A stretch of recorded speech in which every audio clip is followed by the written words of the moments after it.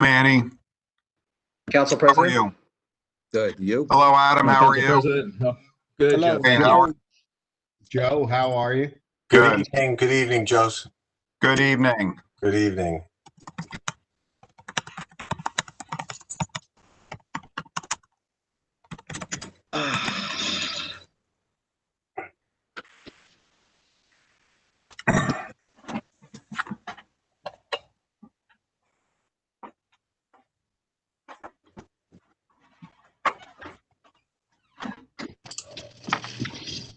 Hey, Joe. Okay, Joe's not there. Yeah. I'm back. I have Mr. Kelly on the phone. I'm having a problem getting him connected, so I just need a minute. No, take your time.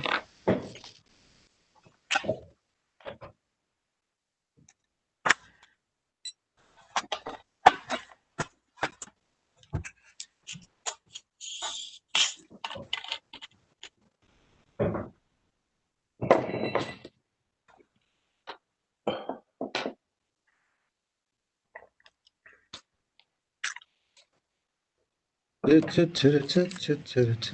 heard we might get snow on Friday. Yeah, I still don't believe it. I don't know. The higher elevations, yes, I don't believe we will. I'm up on this mountain here. I'm at a high elevation.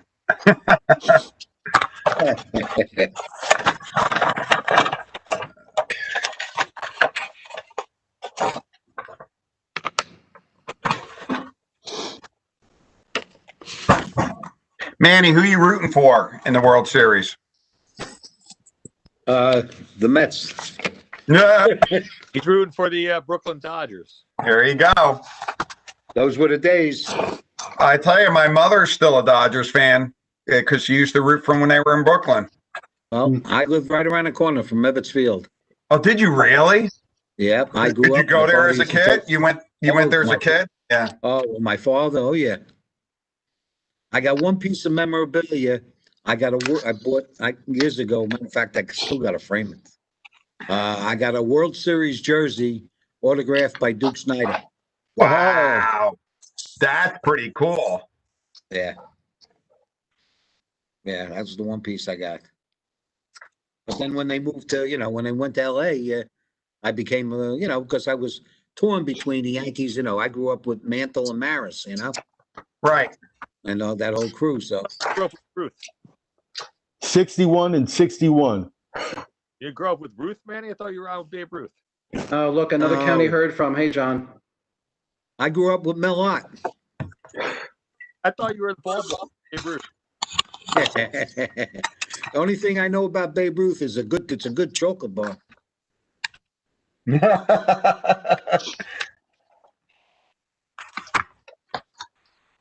I still couldn't believe right now that if you hear some of the statistics, like some of these guys are tying Babe Ruth. I mean, Babe Ruth still had a record for, Yep. The guy that stole second and third, right?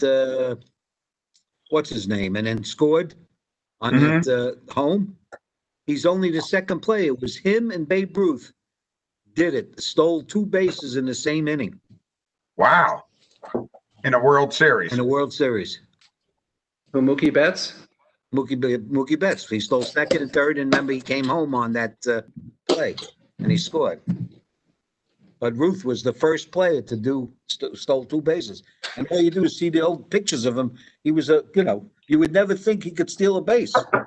Doug, what are you eating? Ah, nice.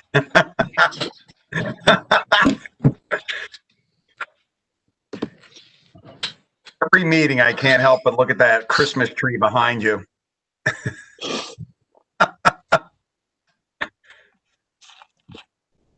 Save's taking it down and putting it up again. Yeah. It's like people's with Christmas lights on their houses. Yeah.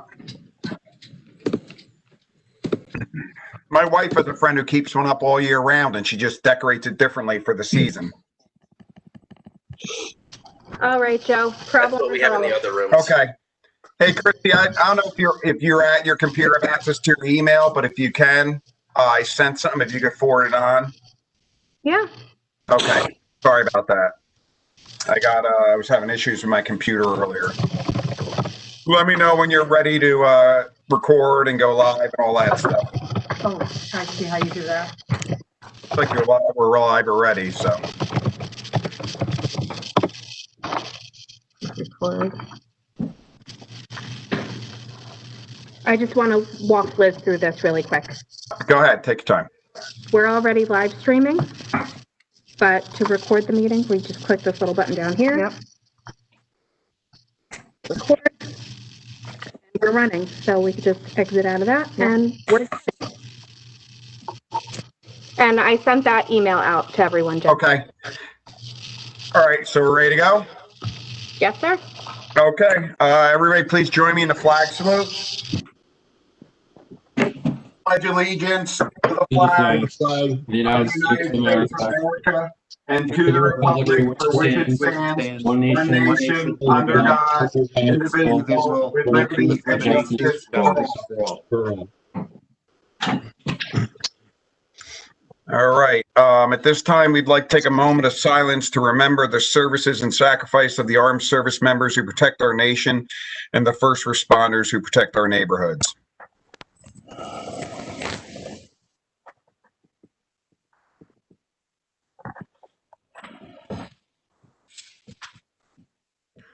Chrissy, please take the roll call. Councilmember Kelly? Here. Councilmember Quinn? Here. Councilmember Friedlander? Here. Councilmember Chris? Here. Councilmember Thalberg? Here. Councilmember Brooks? Here. Councilmember Noon? Here. Vice President Sackett? Here. President Jackson?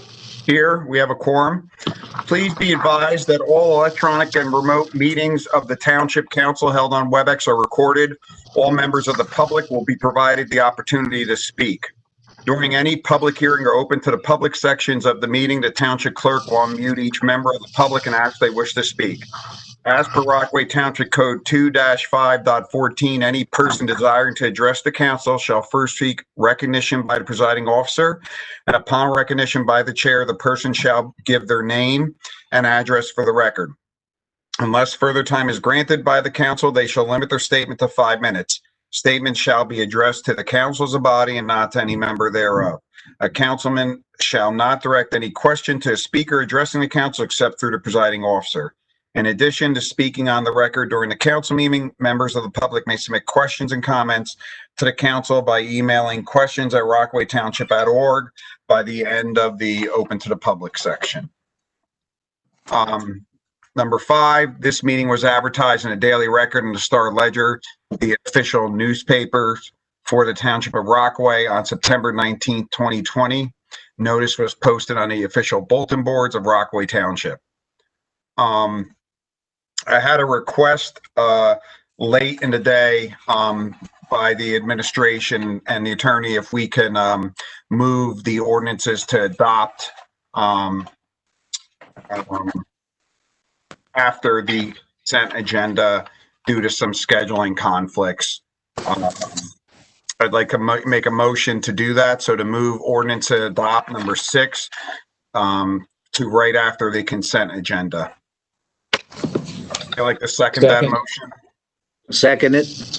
Can I make can we have some discussion on that? Absolutely. Well, 5 minutes of discussion. I'm sorry, before we move forward with discussion, I have, who made the motion in the second to relocate that? I made the motion. I believe Mr. Friedlander seconded it. Okay. Go ahead, Mr. Kelly. One, Council President, I did not know that we needed to actually have a motion to move the order of business. I think that was at the discretion of the Council President. It is. It is. So I'm a little perplexed as why we're doing it this way. Because in the past, it wasn't allowed, but we're doing it incorrectly. And 2, we're moving these ordinances to adopt after the consent agenda. And what was the reason for that? I didn't hear it the first time. I had a request by the administration and by the township attorney due to some scheduling conflicts. They wanted to make sure they had the proper person on the phone. To answer questions, they wanted to make sure they had the right person on the phone. Okay, because you were locking up there. We're waiting on a member of our administration. As far as I know, I believe it's one of our attorneys to join at a certain time due to a scheduling conflict, and we wanted it so that they could be on to answer any questions. And what would that attorney's name be? Mr. Perone. And I would just like to state for the record that while moving around the order of business on the agenda can be at the council president's discretion, there's no harm in making a motion in a second. So it's what I'm doing isn't incorrect. Is that right, Ms. Pemberton? Right. You're providing the rest of the council input rather than just making a decision on your own. Right. I know. Somebody had mentioned it was incorrect. I didn't think it was. So we could take the roll call now. Yeah, we were just following the code and procedures, Mr. President. Councilmember Kelly? Yes. Councilmember Quinn? Yes. Councilmember Friedlander? Yes. Councilmember Chris? Yeah. Councilmember Salberg? Yes. Councilmember Brooks? Yes. Councilmember Noon? Yeah. Vice President Sackett? Yes. President Jackson? Yes. That's 9 yeses. So the ordinance is adopted are being moved. So I believe our next item is open to the public. Mrs. Seeger, did we get any emails up until right now? No, we have not, Council President. Okay. So with that, Chrissy, I'll let you go through the members of the public. Sure. Bear with me one moment. Yep.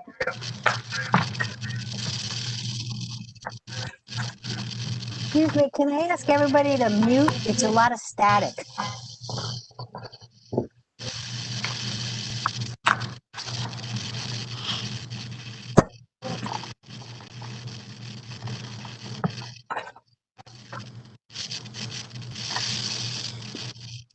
Call-in user 3.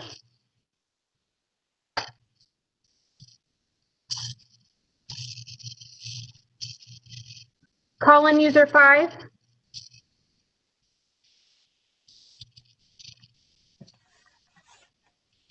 Call-in user 6.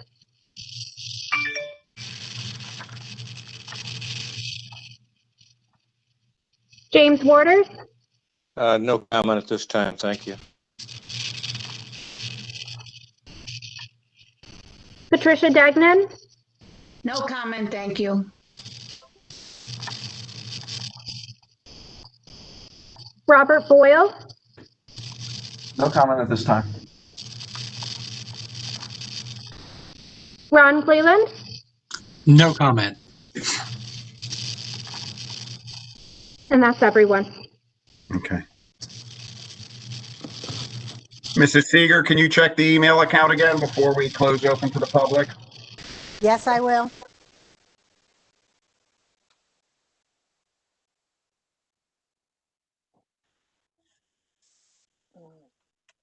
I don't see any, Joe. Okay. Next, we'll move to our consent agenda. We have item A, R20-182, item B, R20-183, item C, R20-184, item D, R20-185, and item E, R20-186. Can I have a motion? Motion. I think, Sackett, yep.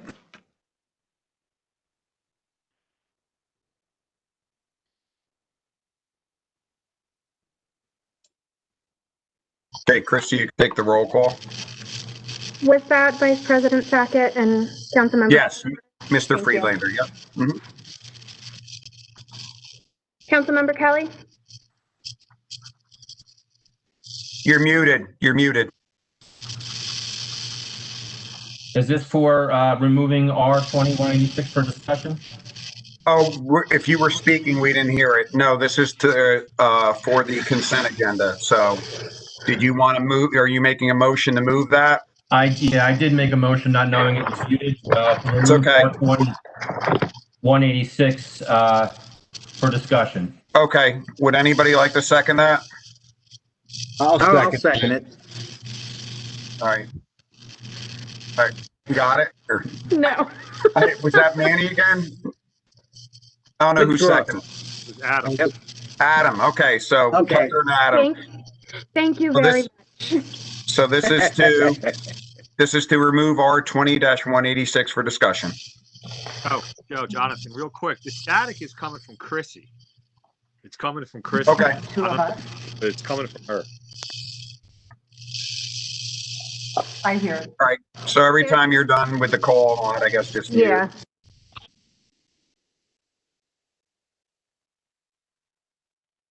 Yeah, you're right. Look at that. So guys, you can take the roll call on removing R20-186 For discussion. for discussion, sorry.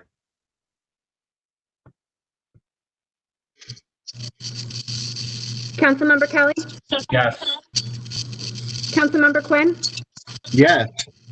Councilmember Friedlander? Yes. Councilmember Chris?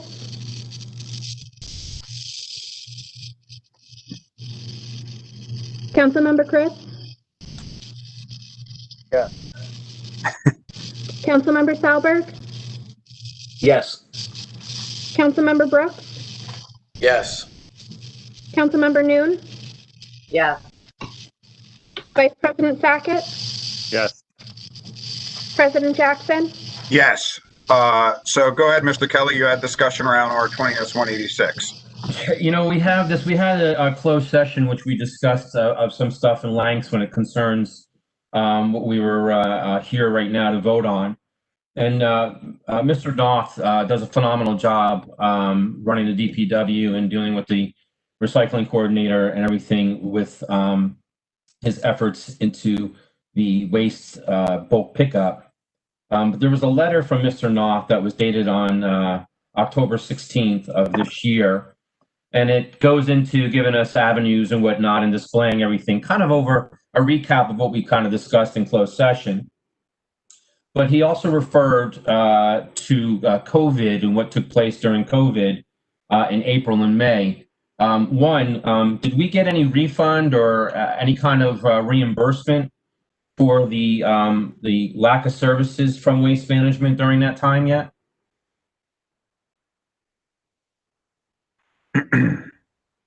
Anybody? It goes through you, Council President, to maybe address the administration. Ms. Seeger, would you like to address it, Ms. Seeger, Mayor Puzio? I can. At this time, we have not gotten a refund. And part of the reason they gave it to, a reason was they had 3 times as much to pick up, and they still picked up everything that everybody put out there. Even though it wasn't during that time, they still picked up the same amount of bulk they would have picked up if they picked it up monthly. Unfortunately, everybody had to have out more, but we haven't totally finished that discussion yet. Okay, I just, I don't recall seeing garbage left out for almost 3 months, Mrs. Seeger. I've actually had people that had called that, got rid of the garbage themselves. So I don't know how they could justify that they picked up 3 times the amount of garbage in June. I don't think there's anything to substantiate or validate that. And I would be surprised that you wouldn't think the same. The other thing that we have in there was we're going to have an equal fair amount of bulk pickup for every household. As you recall, I had brought up on several occasions last year and even this year regarding certain areas got 2 large garbage pickups on that same week where others only got 1. Matter of fact, even one property actually received 3. And Mr. Noth was going to look into that. Do we know if there's a reduction in costs by the making it a fair, even pickup for all residents throughout the township? The bid was put out 1 per household pickup. Waste Management has to give us a schedule after we give them the contract. And we did bid out that pick up 3 items per household or unlimited amount per household. And the quote came back exactly the same. They gave us no break for anything. You mean 3 items or unlimited items? Correct. Okay, I was talking about the days though. I understand that, and I said we put out the bid for 1 pickup per household. Okay. And the bid came back, we didn't have it for two pickups per household though, right? The bid One went pickup out per one household. per Okay. household. So when you say that it came in the same, how are you comparing that as far as the 2,542,660,000?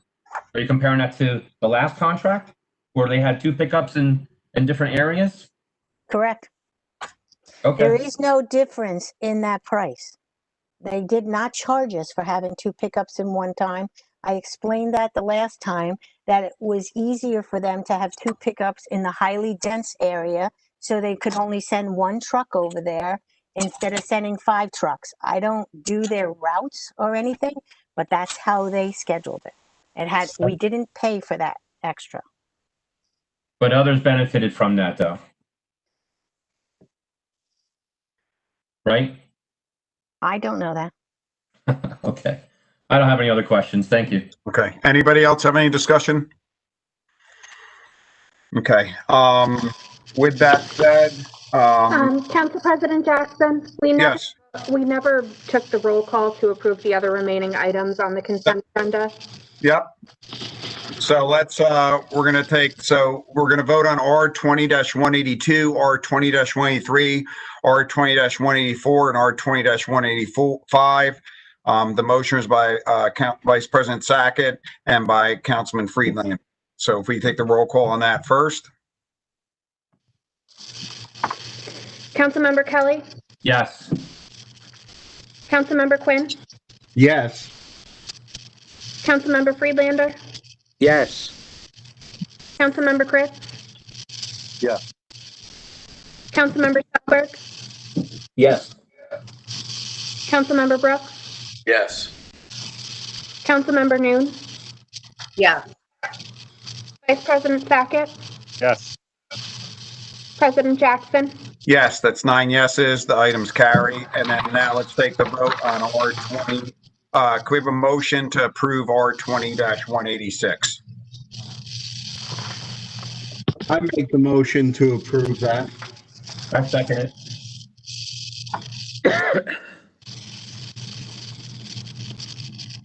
Councilmember Kelly, Yes. Councilmember Quinn, Yes. Councilmember Friedlander, Yes. Councilmember Chris. Yes. Councilmember Stolberg, Yes. Councilmember Brooks, Yes. Councilmember Noon, Yes. Vice President Sackett, Yes. President Jackson. Yes, that's 9 yeses. Next, we will move to ordinances to adopt. We will start with O-20-22. Can I have a motion? I make the motion. I'll second that. Do we have the attorney available? It's for the next item, Mr. Kelly, not for this one. So I thought we'd go ahead and, if there's any, Miss Clipperton, can you go through the public and see if anybody would like to discuss it? Really quick, I'm sorry, I lost my my cheat sheet here. Who was our motion and our second for that? It was Mr. Quinn and Mr. Kelly.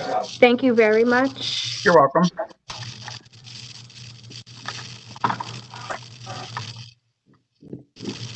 Call-in user 3, would you like to speak about ordinance O-20-22?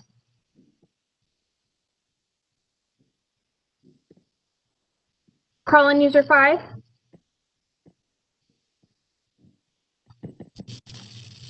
Call-in user 6?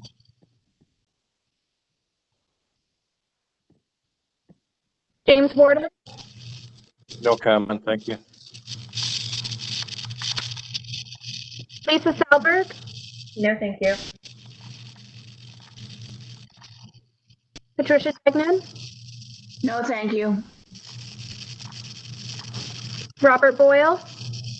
This is on 2022, correct? Yes. Okay, yeah, yes, I have comment.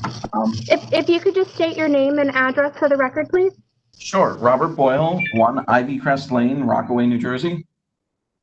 I'm the CEO of Planet Networks, and we are an internet service provider. And we had applied a while ago for you guys to approve our municipal consent, which we've had probably 50 towns approved so far, to bring high-speed fiber to Rockaway. And I guess this ordinance is the response to that, I think. At least that's my understanding. So I guess my question is, according to this, there's one issue that I have, which is the term equipment is kind of broad. And so I'm sorry, hey, Mr. Boyd, I'm sorry to interrupt you. I think you might be addressing the next one, 20-23. Am I wrong, Ms. Seeger? I am not sure what he's questioning. Are you questioning the small cell towers? That would be or- 2023 that he's questioning. Yeah. 2023. Entitled. We'll get to that one next, Mr. Boyle. The one I have from the website calls that one 2022. So. Okay. I agree with him, by the way. I mean, I have it in front of me, and he is accurate. Okay.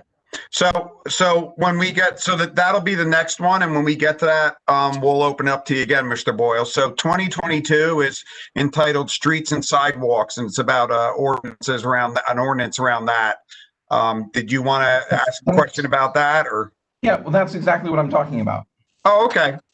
Yeah, so in here, there's a section that talks about placement, replacement, or removal of utility poles or equipment. So equipment is I think is overly broad, and I think that your intent is to regulate small cell sites, I think, but I'm not really sure exactly what your intent is, because if it's overly broad, then it doesn't apply, which according to 1692D, it doesn't apply to that. So I'm not sure exactly what you're trying to regulate here, because this seems contradictory within the ordinance itself. So I'm happy to provide my input as someone who actually, builds network and uses the utility poles in lots of different towns, but I'm not sure what you're trying to do here. I think this is for all equipment. This is for any box that you want to put in the right of way to have to do with small cell. This has to do with any equipment you actually putting on the utility pole. But that's also addressed in the next ordinance. This is actually so we can keep tabs on exactly what's in our right of way using our property. Yeah, but so what I'm saying is, if you're talking about someone putting a box on your property or putting a pole in the right of way, then this ordinance makes sense, but it's kind of overly broad. So like, according to this, you could interpret that if we put a splice case up on Strand, that you'd have to get permission from the town to do that. And that's overly urban. Is the strand on the pole? The strand is the steel cable that goes between the poles. Okay, that is not what it's meant. It's meant for people putting boxes and big equipment on them. And we want to regulate where the actual poles are placed for safety. Mm-hmm. And that makes perfect sense. I totally understand that. So that's what we're doing. The word equipment, I think, is overly broad. And I think you want to define equipment, because if you don't, this will probably be challenged as overly broad and probably thrown out by court. I'm just saying, I'm not an attorney, but I deal with a lot of agreements in a lot of different towns. And I'm just saying, I think that equipment needs to be defined to protect you guys so that you can do what you want to do with this ordinance. Council President, can be recognized? Yeah. Council President. Yes, Mr. Guzio. What I'm going to do to streamline this is, I'm going to let you speak, sir. I'm going to let you speak, have our town attorney makes a few comments as to what this is for. In addition, in terms of what it means legally, I'm going to ask for our town attorney, Carl Perone, to dive into this a little bit more. Okay. I'm on. I'm not sure what the gentleman's asking. First of all, this is I think this is the public utility right-of-way ordinance. Is that accurate? Yes. Okay. It's nothing to do with small cell. It eliminates small cell as a factor that it considers in one of the provisions. I don't have it in front of me. And it the only time that small cell might be impacted with respect to this ordinance is if the small cell company attempted to attach to a public utility right-of-way pole, and then it would need the township's permission. That's, this ordinance does not address, it specifically excludes small cell wireless systems that are addressed in the other ordinance. Okay. So whatever regulations the gentleman is referring to would not apply to this ordinance. Okay. Okay, so you're saying that if I put equipment up like a splice case on Strand, that specifically excluding that from this ordinance, you're saying? What I'm saying is the only time you need permission to through this ordinance is if you're using someone else's pole, and the township would then have to give you permission pursuant to the public utility right-of-way statutory scheme. Okay, but, okay, my question, let me explain the actual scenario and then maybe I don't want to drag this out and make it more complicated than it needs to be. But well, we don't make we don't make the ordinances for any particular circumstance. What we do is we try to create a general safety. We look at safety, construction, and maintenance. Those are the things that we considered as a result of discussions we had with our engineer and with our DPW, Mr. North, our DPW director, Mr. North. These are things that they were concerned with, and the police. These are things that they were concerned with. Those are what we addressed. There is a state statute that governs public utility rights of way. I'm not sure if you're familiar with it. Very familiar. Yes. Okay, well, it's referenced in that ordinance.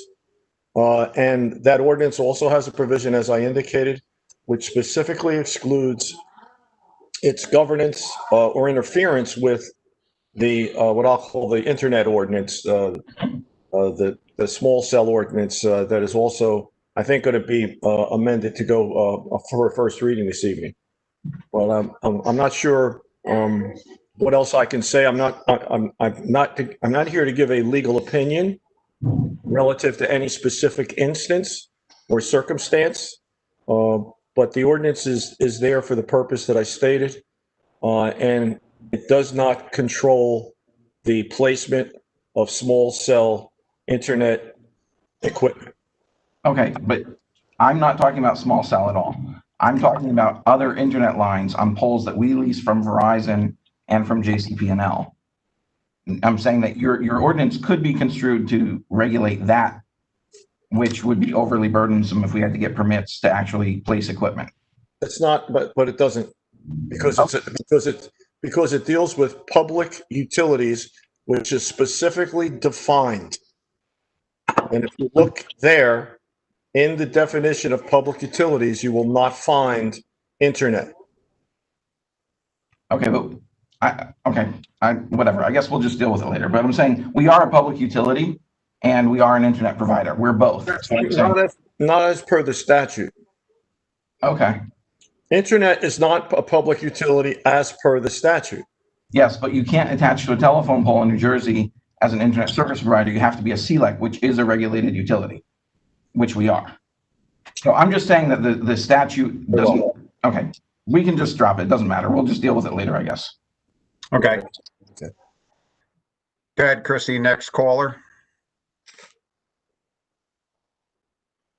You're muted. Thank you. Ron Cleland? No comment. All right, and I need to go back to the callers really quick, Joe. Okay, go ahead. Call-in user 3?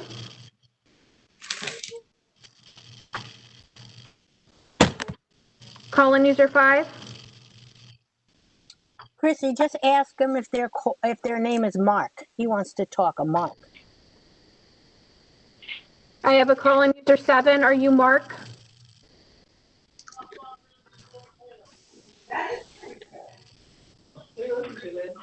Rockaway Township. Here I am. Okay, I don't have a Mark B, and I'm not getting any responses from our call-in users. Okay, thanks. Call-in user 7. I'm looking for a Mark B.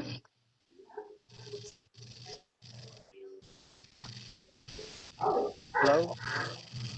Call-in user 6. Hello? Somebody's saying hello. Hello? Is that Mark? Hello? Mark? If you can hear me say hello, that's me. Hello? Can you hear me? You're unmuted, Mark. I'm not coming through. I am on the line. We can hear you. It's not, you can hear me. Okay, great. Yes. Terrific. Thank you. Thank you very much. I know you haven't gone to number 23 yet on your agenda. So that's the one that I wish to speak to. And Okay. you found me as caller number 6. Is that correct? Yes. Okay. So when I you will get call to on you. 2-3. Yes, we'll call on you again. Okay. And I understand that 2-2 is the ordinance for occupying your right-of-way as a utility. And for the other caller, I am with Verizon. So, and municipal consent is required from our perspective per BPU status. But I understand what the township's view is on that. So thank you. Is that it for the call-ins, Christie? Thanks, Chrissy. Yes. Okay, any council discussion on O20-22? I do, but I would waive to go last if anybody else had something first. Go ahead, Mr. Kelly. You know, the first caller clearly appears to be very educated, well-versed with regard to public utility. And as he's considered a C-leg and is regulated by the utility with the BPU under NJSA 48, you know, I think some of his concerns should be addressed. I mean, the frustration of that individual of not being able to have our town attorney comprehend. I don't want to have that member of the public just tap out because you know, somebody doesn't understand what he's trying to say. And I don't want to speak for him. I don't know who he is, but there are some concerns because we're dealing with certain polls, and if it's pursuant to certain public utility, and there's already prevailing statutes for this, why are we even creating an ordinance to do so if it's already governed by a particular statute that exists? Mr. Perone? Council President, do you want me to answer that? You're welcome to answer it if you'd like to. You're recognized, Mr. Perone. The statute has a provision in it that if you don't create an ordinance, you can't govern the placement of poles. That's why. Okay, so what we're trying to do now is we're trying to govern what these utility companies do?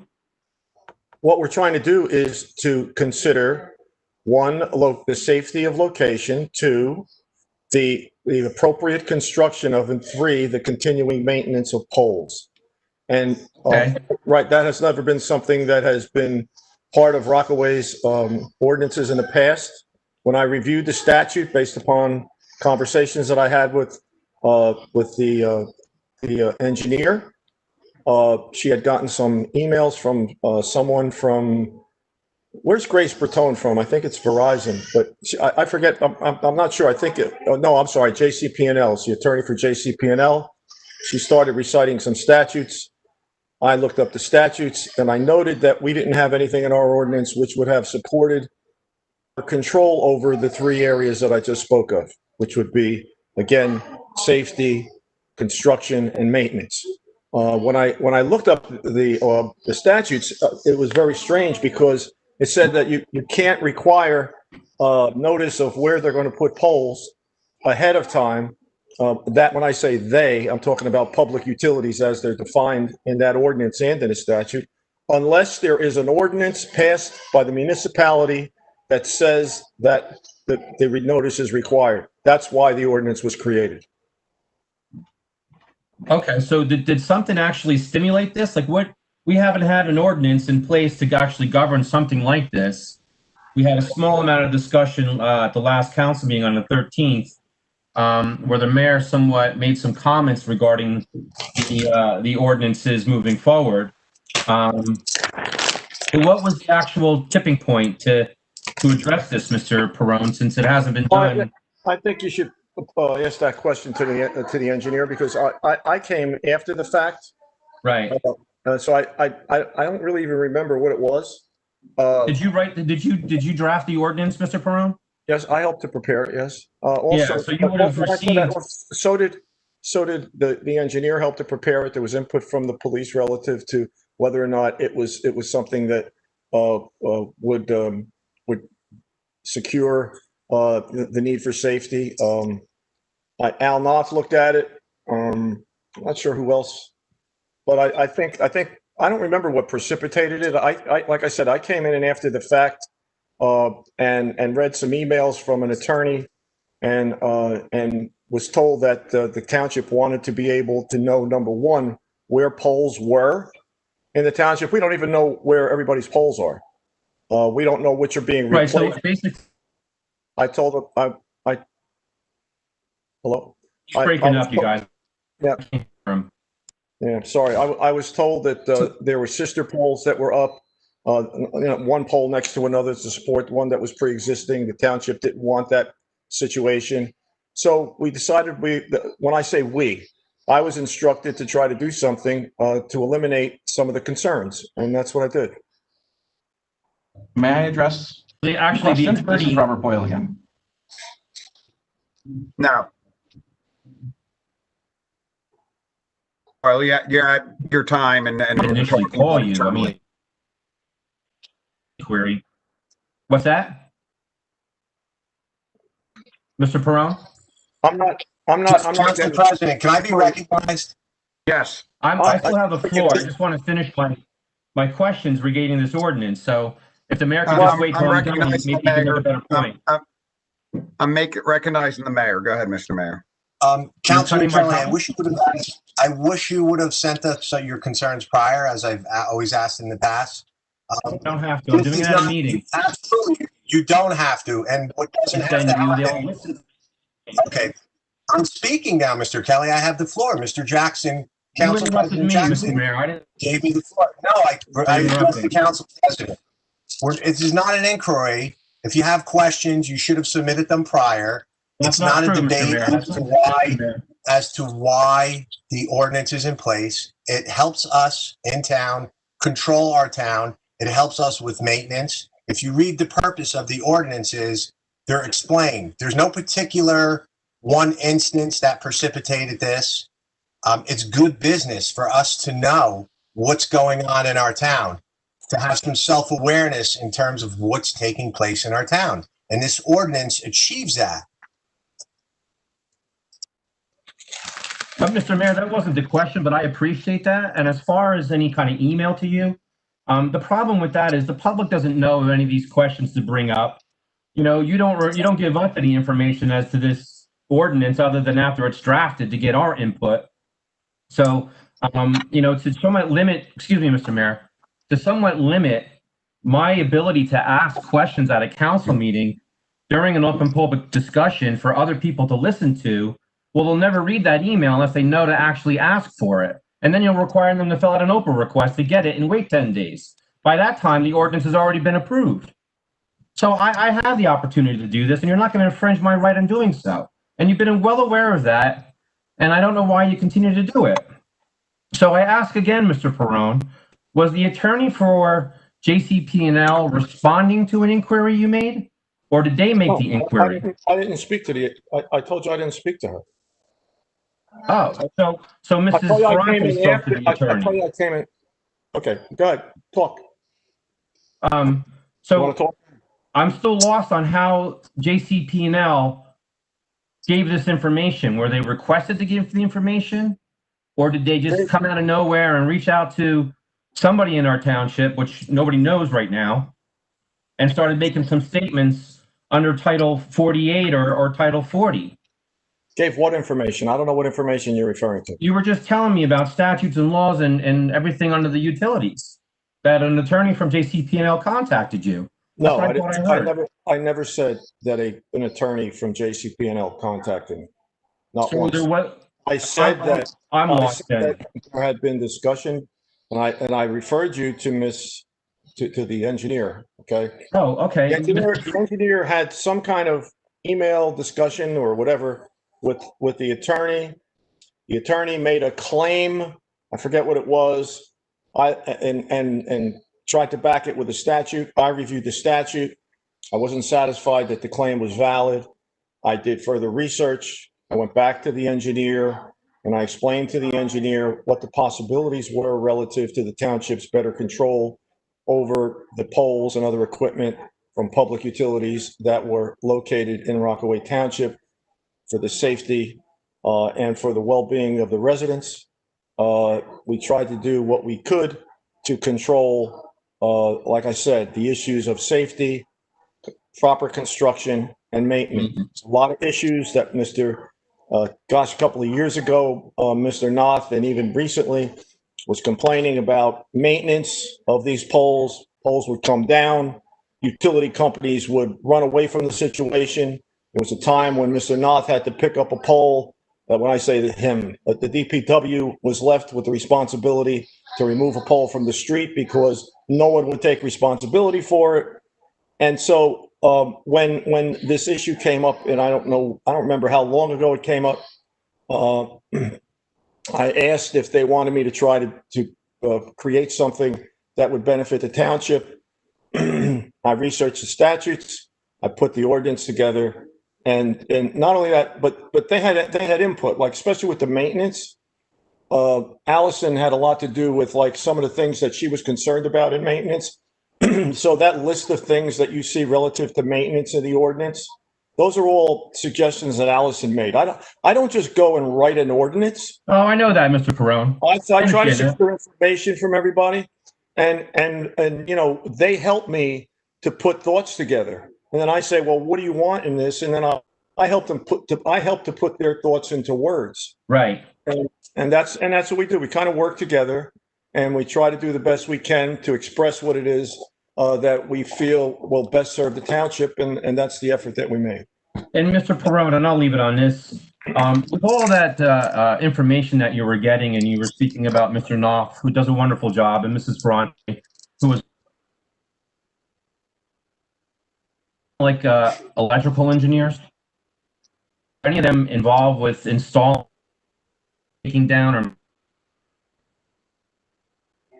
or power lines? I'm not sure that I'm. You'll have to ask doing them. So. You'll have to ask them Mrs. what Ferrante, their qualifications are you an are. engineer? Well,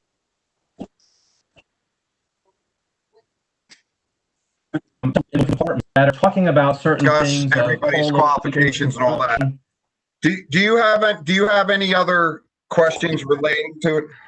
And excuse me, I'm talking, and a little.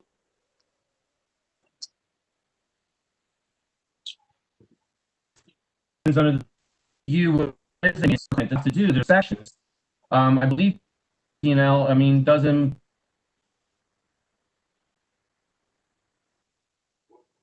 Great. So that's giving you information, Mr. And background or experience those individuals have with the maintenance of a telephone pole or utility pole, the construction of that utility pole, and the safety of that utility pole. And that's what I'm trying to find out, is like, who's giving you the information, and then we're drafting this ordinance that potentially could maybe create some liability and risk of it being unconstitutional to some of those utility companies that are regulated, and they're considered, a component of a public utility, whether it's Verizon, Optimum, JCP&L, obviously. If there is C-Leg, I just have some concerns with that. Thank you. You voiced your concerns. We appreciate it. Any other council members have any discussion? Clerk, please take the roll call. Councilmember Kelly, I'm going to abstain. Councilmember Quinn, Yes. Councilmember Freelander, Yes. Councilmember Chris, Yes. Councilmember Salberg, Yes. Councilmember Brooks, Yes. Councilmember Noon, Yes. Vice President Sackett, Yes. President Jackson, Yes, that's 8 yeses, 1 abstention. Ordinance carried. Next is O-20-23. Council President, may I be recognized? No, not yet. I make a motion, Council President? Can you let me finish my sentence instead of No, I'm going to interrupting actually me? ask for the motion. I'm going to make a motion to table. You're not recognized to make your I'm motion. making a I'm in the motion to- middle of a sentence, so I believe we're going to have to amend this ordinance. And I don't know, Mr. Yachafano, if you want to talk through what we need to do. At the last minute, I got an updated ordinance that I had Chrissy email out to everybody, and I doubt everybody had a chance to look at it before the meeting. So I don't know if Mr. Yachafano or Mr. Brown or Ms. Seeger wants to talk through the change and why we had to do it prior to us having discussion on it. Council President, I make a motion to table this ordinance 20-23. Would anybody like to second that? Would anybody like to second the motion? I'll second it. Thank you, Jonathan. Clerk, you can take the roll call. This is to table 20-23.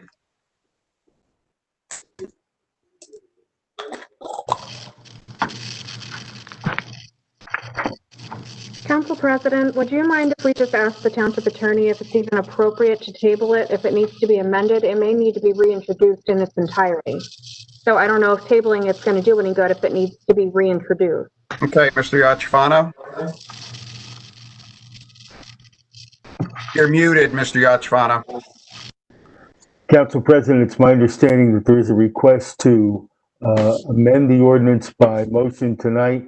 That would result in, if the motion to amend the ordinance, and it's a substantive amendment, if the amendment to the ordinance is passed by the council, it needs to be voted on. The net effect would be that tonight would be the reintroduction of the ordinance without public comment. The ordinance would then be carried as amended to the next regular meeting of the council for final passage.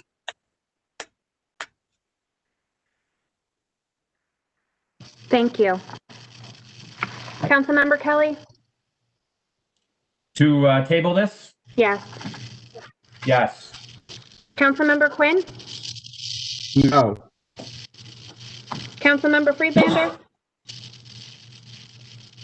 Yes. Councilmember Chris? Yeah. Councilmember Salberg? Yes.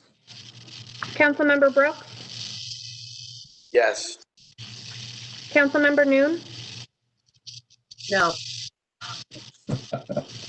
Vice President Sackett? Yes. President Jackson? No, that's 6 yeses and 3 noes, so that motion will be tabled. Next ordinance is O-20-24. Motion. I'll make the motion. I'll second it.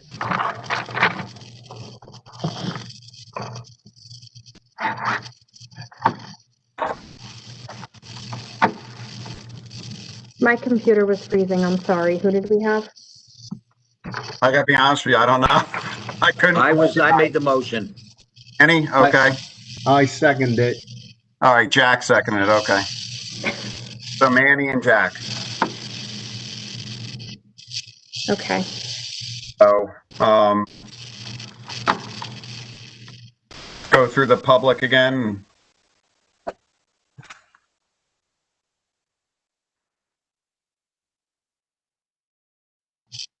Okay, and this is for discussion on ordinance O-20-24. Correct. Call-in user 3.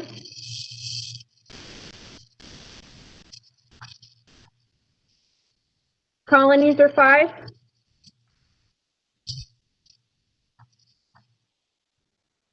Call-in user 6. That's you, Mark. Yes, I have no comment on 24. I just wanted to express my thanks for tabling 23. So thank you for that. Okay, go ahead. Call-in user 7.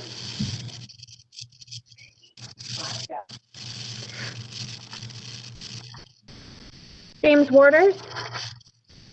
Yeah, Jim Waters, 48 Seneca Avenue. I first noticed this resolution at the last meeting, didn't comment on it. I was kind of surprised that the council has decided to wade into what I think is going to be a very contentious resolution, putting too fine a point on it, pitting neighbor against neighbor.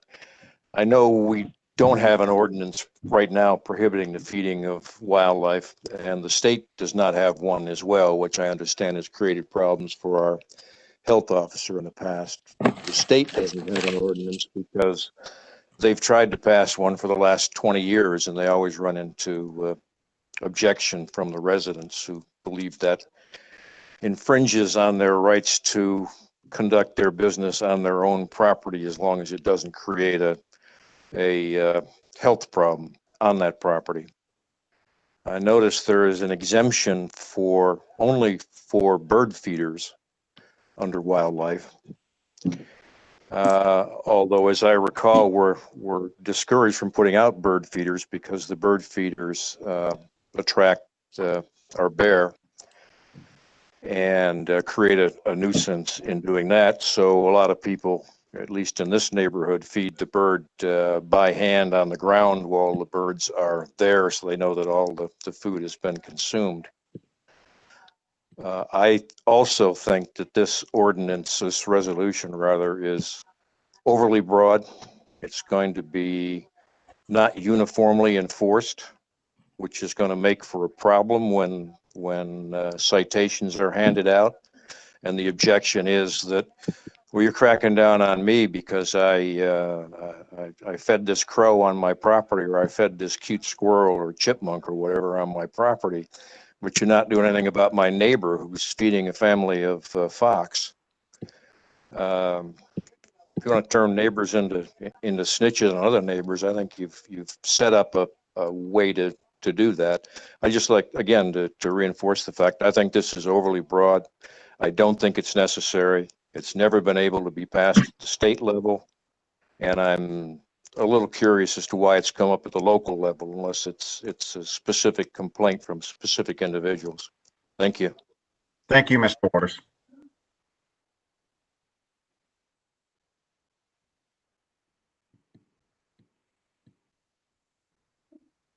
Unmute yourself, Chrissy. Lisa Salberg. No, thank you. Patricia Dagnan. No, thank you.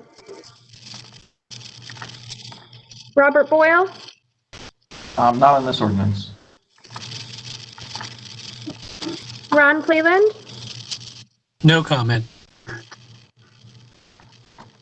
I'm just going through one more time, make sure I have everybody. Seems like you got everybody. That's it. Okay, I'm gonna go through 5 minutes of any council discussion.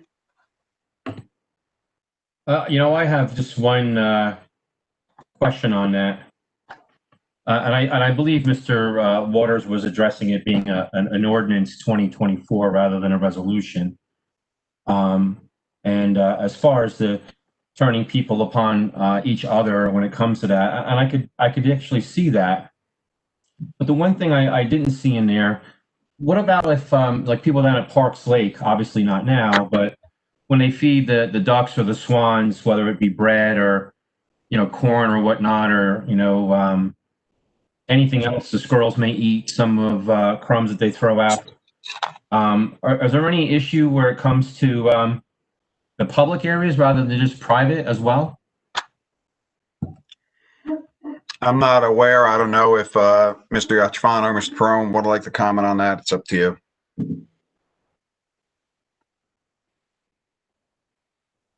I have nothing to add, Council President.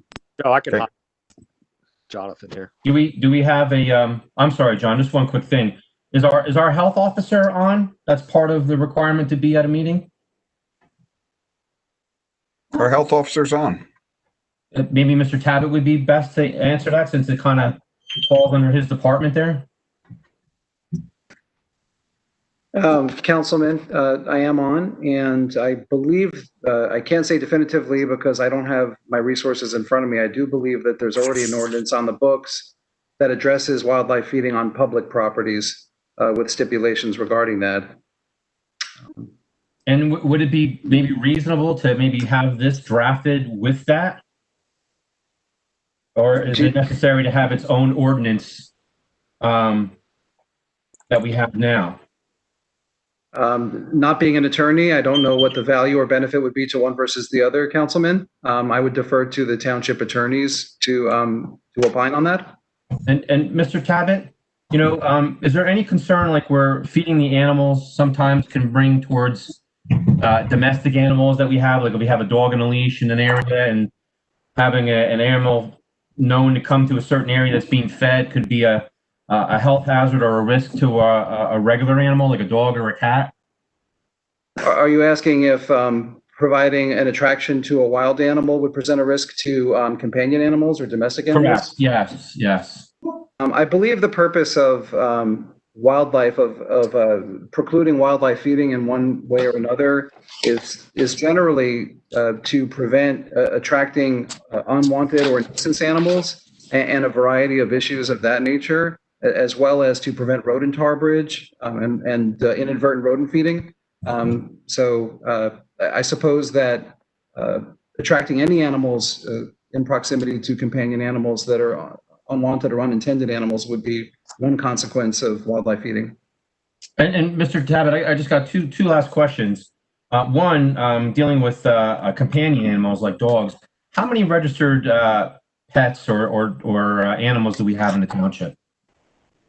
We have approximately 4,000 licensed dogs and cats combined, Councilman. And was there an issue that stimulated this ordinance or amendment? I can't think of. Was there an incident that took place in the last couple of weeks or a month? Councilman, not that I'm aware of. We do have periodic incidents involving wildlife and companion animals, not necessarily confrontational issues, but in my time in the township, it happens from time to time, but I can't think of a particular issue in recent memory. Do we know what generated the requirement for or the need for this ordinance? Councilman, I don't know that. Okay, thank you. Any other questions from council members? Council President? Yeah, go ahead. Thank you. First, it's just in to Councilman Kelly's question about covering public areas. The state on the front here, the Chapter 9-2.8 currently prohibits the feeding of unconfined wildlife in any public park or any property owned or operated by the township. So I think it is already covered. But my question is, could this be enforced for either intentional or careless leaving of garbage out, which attracts bears? Could this be used to to enforce that?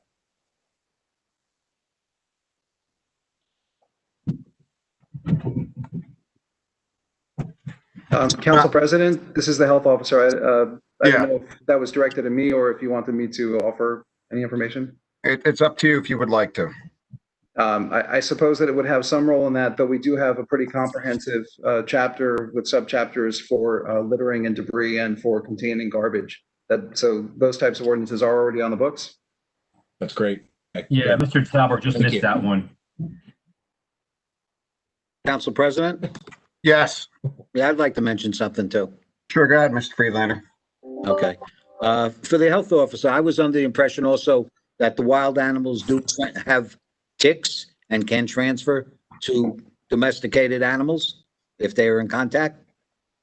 Yes, Councilman, I mean, that's correct. Wild animals are vectors, or should I say reservoirs that do carry insects that could be harmful, just like companion animals could. But they could transmit them or transport them to proximity to other animals, sure.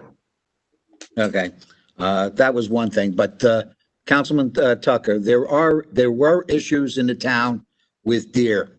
White Meadow Lake, you'll see deer all the time. You see bear, you see fox, but outside there are issues with people, I believe, feeding the deer Thing with 2, 3, multiplying, next thing you know, you have 10 deer in the neighborhood.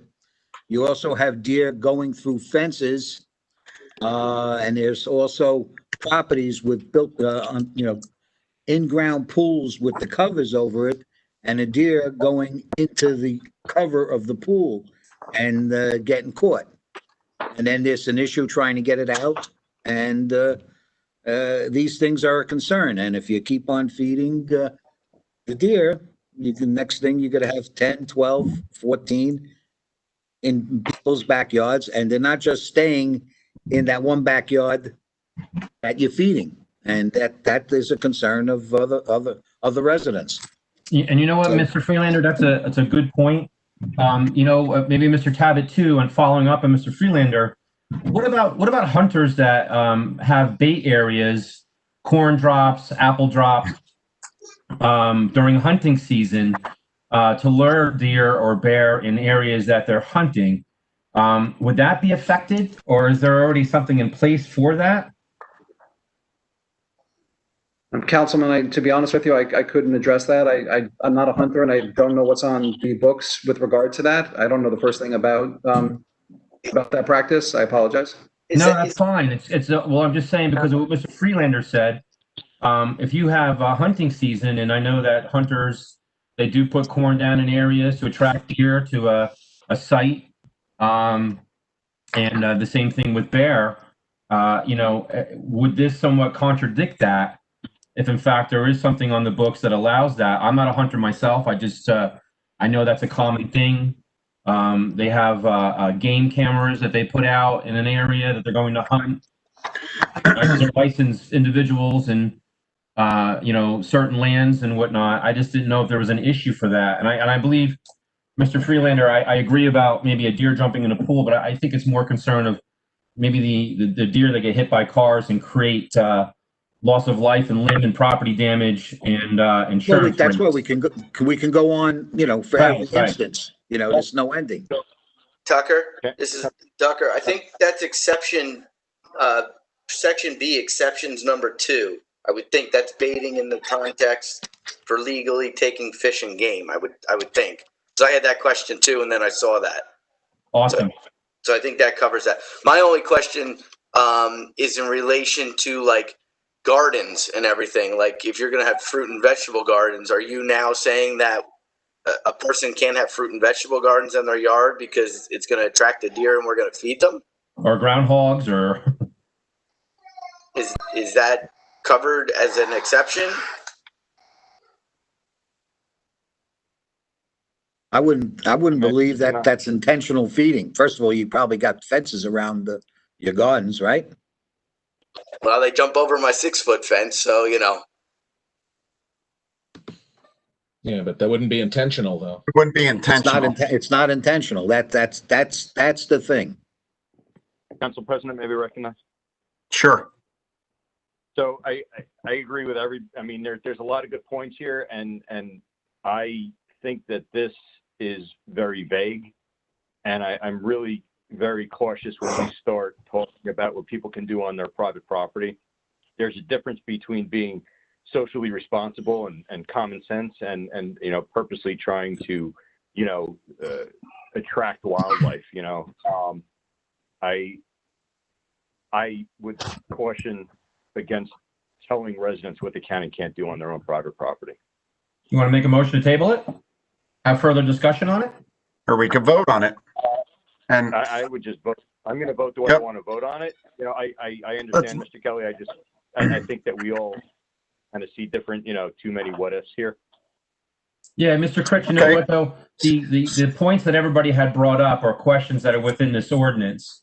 So voting it down and having to reintroduce it rather than table it, have our professionals, reevaluate it and look at it, talk to our ordinance committee, and then we can make that decision. But that's up to you. That's how a normal business person would probably look at things rather than condemn it. We would maybe take an opportunity to re-review it since it's already been a motion to introduce. But you can vote how you wish to vote, Mr. Critz. Well, may I say something? Well, let's just stop. May I There's say already there's been a motion made and there's been a second. We've had discussion. We've had well over enough time of discussion. Mr. Kelly, you're not running the meeting. I am. Nobody said So we are, I would Council like the President. clerk to please take the roll call on this ordinance. Councilmember Kelly? No. Councilmember Quinn? Yes. Councilmember Friedlander? Yes. Councilmember Kritz? No. Councilmember Salberg? No. Councilmember Brooks? No. Councilmember Noon?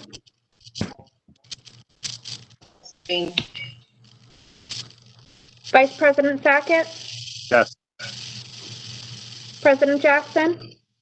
Yes, that's 4 noes, 4 yeses, and 1 abstention. Fails. So the motion fails. Next on our agenda is open to the public.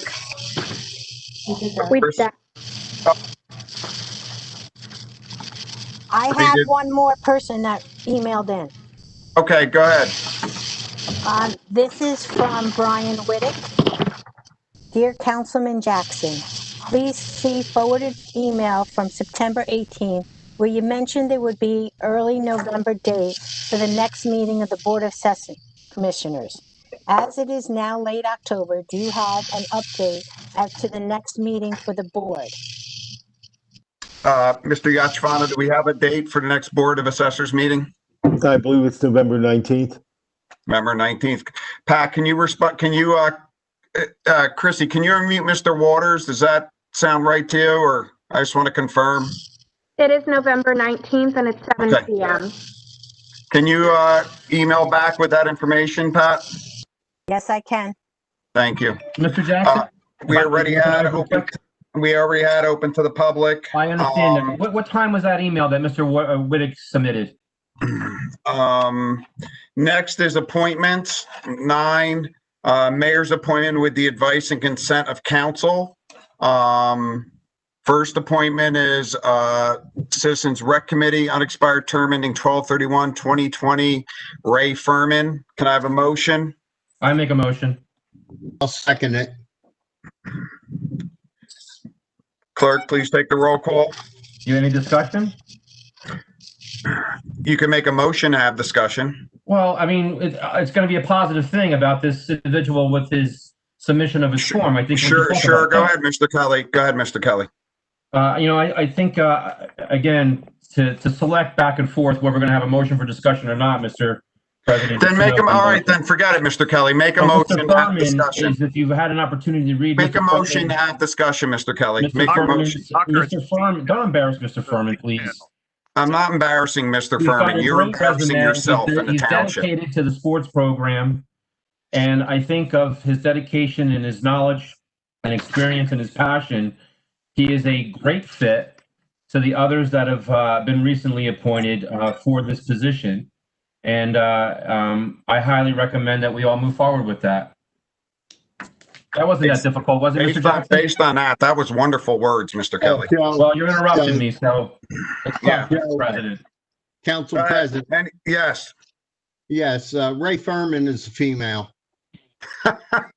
She took Nice, over Mr. Kelly. she took over the basketball. I know, I testing. knew that too, but Mr. Kelly has his own world. So let's take the roll call, clerk. Councilmember Kelly? I vote for Ray. Councilmember Quinn? I wholeheartedly endorse Ray Furman. Thank you. Councilmember Friedlander? Yes, 100%. Councilmember Kritz? I think she's great. Yes. Councilmember Salberg? Yes. Councilmember Brooks? Yes. Councilmember Noon? Yes. Vice President Sackett? Yes, Ray, she's a good person. President Jackson? Yes, that's 9 yeses. Ray's on the Citizens Rec Committee.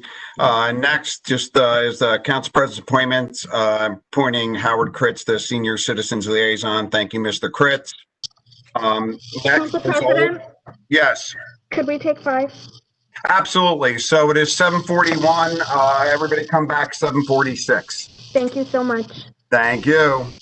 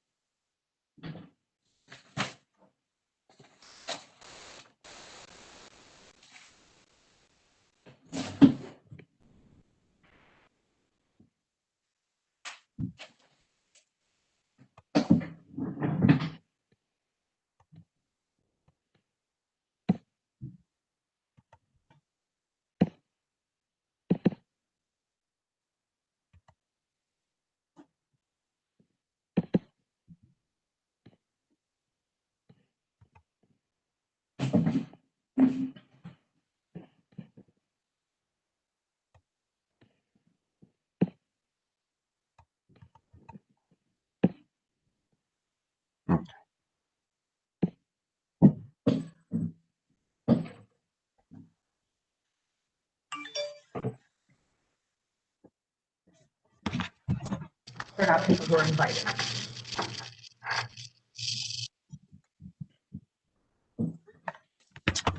Okay. Looks like we're just waiting for Mr. Sahlberg and Mr. Brooks and Mr. Sackett. I'm here. There's Mr. Brooks. There's Mr. Sahlberg. Yes. Mr. Sackett, are you there? Yes, I'm here. Excellent. All right, next we have old business. 5 minutes per council member. Anybody have old business? Council President, I have old business, and I have several that are on here. So I would expect I would have 5 minutes for each. I can make it very less. You have 5 minutes. You have 5 minutes total, Mr. Kelly. Go ahead. Mr. Jackson, you can't. You have 5 minutes total. You have 5 minutes total, Mr. Kelly. Go ahead. My time, Mr. Jackson. Mr. Kelly, go ahead, and I will stop you when it's time. The last time you're interrupting, Mr. Jackson. We had spoken about the Perry program with the Morris County Sheriff and Sheriff Gannon, who's doing a great job partnering with Hope. And I was really surprised that none of these individuals here, my colleagues as counsel, had any interest in that. And they do save lives. They do help people. They have helped people within our town and neighboring towns, taking a shot at maybe having some assistance from somebody and some counseling. So with that, Mr. Jackson, I make a motion, whereas the Council of Rockaway Township, County of Morris, State of New Jersey, recognizes that the abuse of alcohol and drugs is a serious problem in our society amongst persons of all ages.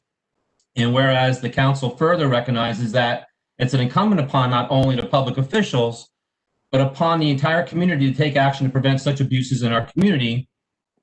And whereas the council has recommended that the township participate in Morris County Police Assisted Addiction Recovery Initiative, PARI, program designed to give individuals in substance abuse disorders a safe way to seek help for their addiction.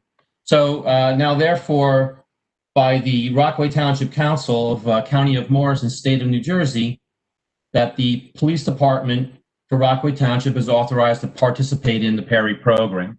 So I have that motion there for somebody to second that motion. So that's not a motion, that's a resolution, and I would warn anybody about that. Mr. Jackson, you're absolutely wrong on that. Not to get into a debate, but the clerk could probably add clarity, because there's a clerk's reference desk. Does anybody like to second that resolution? That motion, it's a motion. Mrs. Clipperton, could you Council clarify President that, please? Jackson, I would like to speak to that before you guys go down a rabbit hole.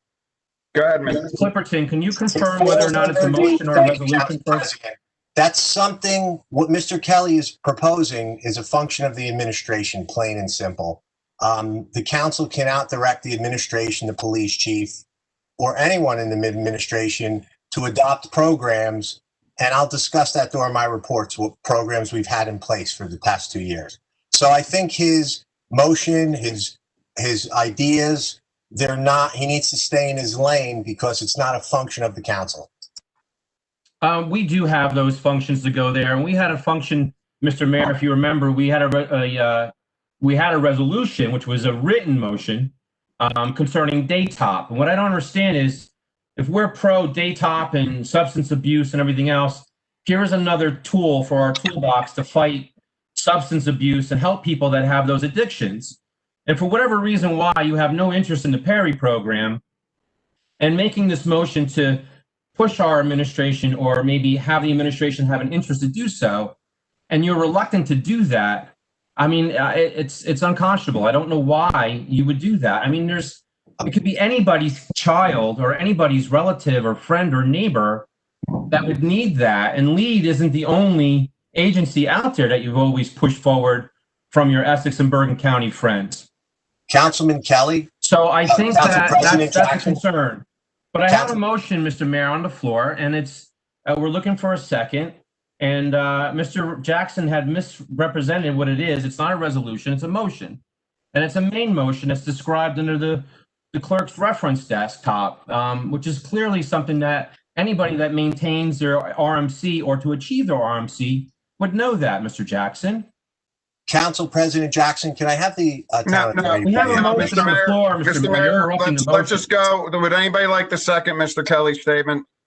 Motion. My motion. Yeah. Thank you.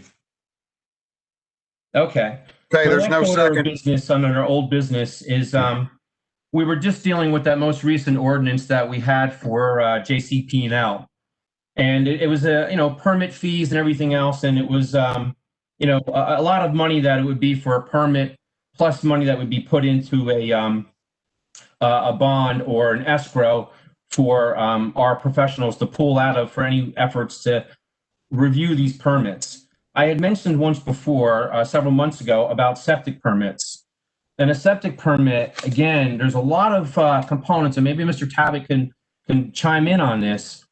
There is a soil log that takes place where there's excavation to determine the logs of the soil and based on permeability. And then there's an actual plan review. Then once the permit is issued, there's also multiple inspections that take place, an excavation, backfill select material, piping, D-box, modification to tanks or the installation of tanks, all line sets. And then there's going to be a backfill inspection and then final grading, seed and hay. And then there's an as-built review, which then once all of that is approved, there's a letter of compliance that is issued to the installer as well as the applicant and property owner. I have one of those permits here, and they're only $50 for all of that effort that the health department goes through. It doesn't even cover any of the administrative end of it. I mean, the first 50 is absorbed probably between the travel time to and back from just the soil logs. So I'm trying to have our fees somewhat be reflective, because other townships and even the counties, they have $1,000 fees to do some of this description that I just told you, and we're $50. And when I saw what we were doing in the ordinance for the utility companies of $500 plus $2,000 for review fees and stuff like that, I think it's prudent now for us to maybe move forward and increase those fees to $200 for a permit application for a new installation of a septic, and maintain a $50 permit for a repair of a component. So I make a motion to increase the fees for the septic permit process from 50 to 200. And just so you know, Mr. Jackson, this actually affects me negatively, but it's the right thing to do, because all that time and money that those inspectors or professionals do for each permit, people that rely on sewer are paying through their taxes. So it's not really just the property owner, because we've exceeded the $50 and within a short period of time of what it takes to go through the process of the review, the inspection, the installation, and the finalization of one of those systems. So I have that motion to increase those fees, and maybe Mr. Tabbitt would like to chime in if he has any thoughts on that. Councilman and Mr. Council President, I certainly can, just for a moment. It has been recognized by the Division of Health fairly recently that some of our permit fees are probably not consistent with other municipalities in the county. In the recent past, I worked with staff to conduct a survey countywide of different health-related permit fees. And what Mr. Kelly is addressing actually is in the Division of Health's plans to present to the Ordinance Committee when administration advises that it's appropriate. So there has been a countywide survey of those fees with consideration for advancing fees to be consistent with the rest of the county. So, Mr. Tabbitt, maybe it would be better if we waited until you came up with that amount of number to present to the council to move forward on that? Councilman, I certainly will go by the advice of our township attorneys and administration in that regard, and I'm certainly prepared to make recommendations based on county averages in that for those types of permits. Do you know what the county average is now? And that would go through the ordinance committee? Is that correct, Mr. Gachafana?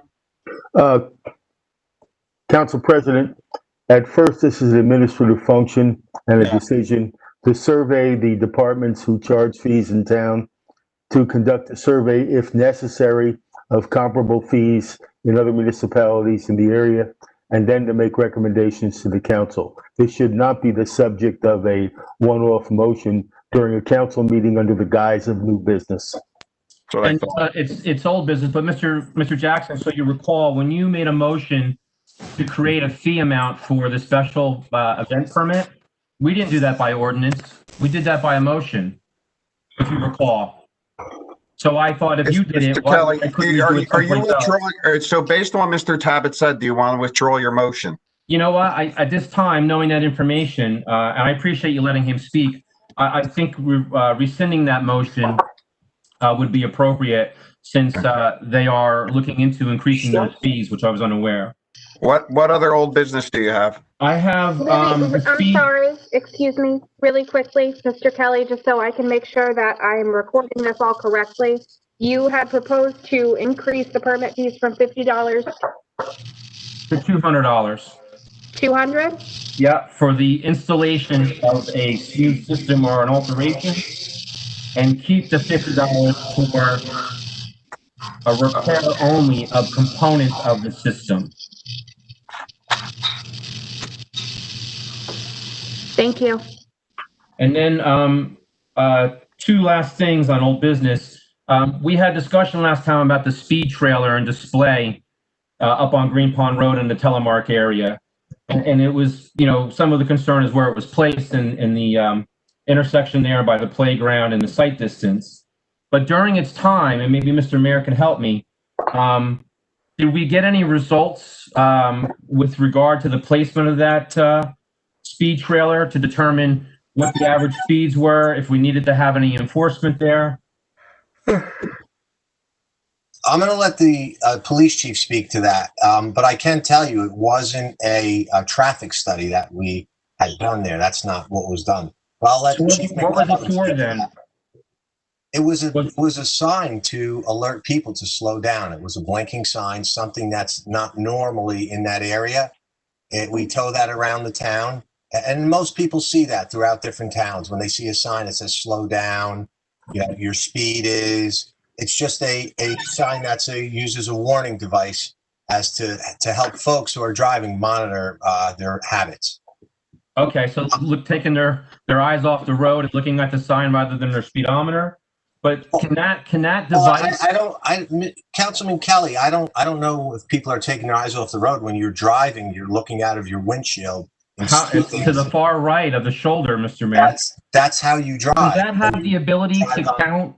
Does that have an ability to give an average of speed? Can any data be collected in that?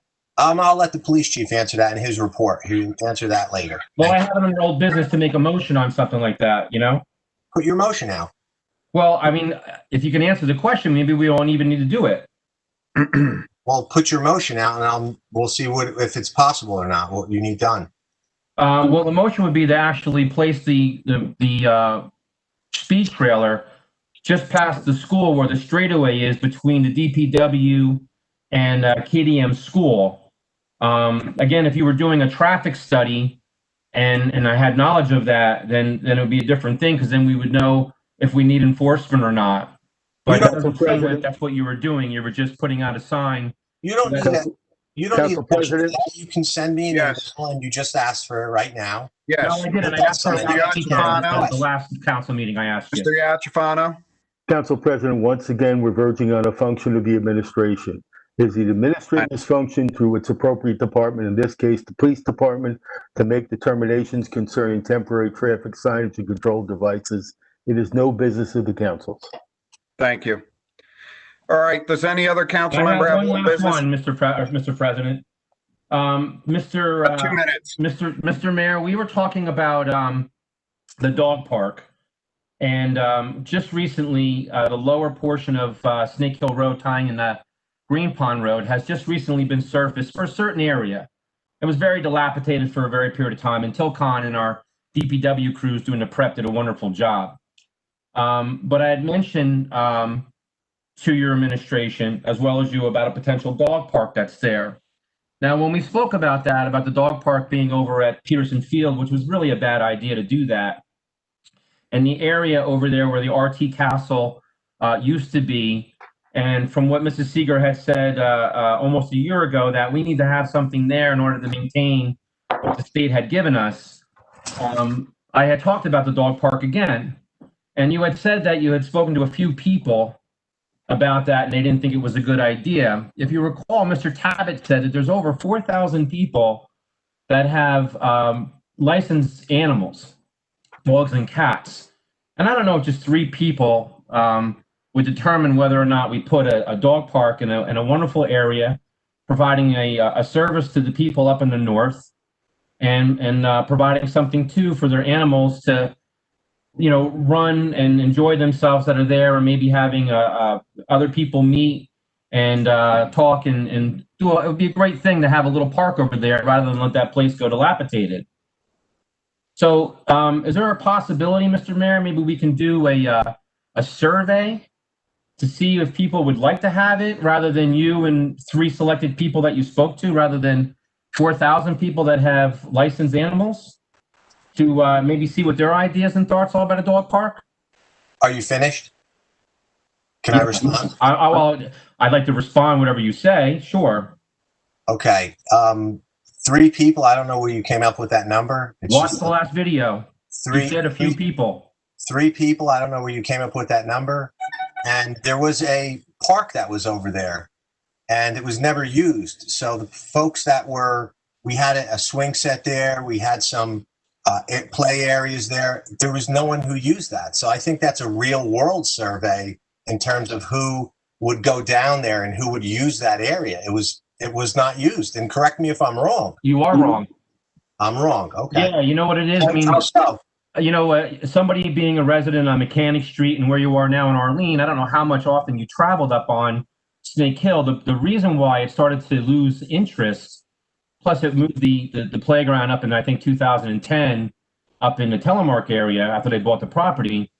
But it was a dumping ground, and the town wasn't enforcing the dumping area in that portion of it. Broken bottles, garbage. So the lack of maintaining it, because, when you go to Lake Ames, there's everybody over at Lake Ames all the time, and it's well kept over there. They cut the grass now. They have receptacles picked up. That wasn't taking place over at the RT Castle, which I think that it kind of was a deterrent for people to go there.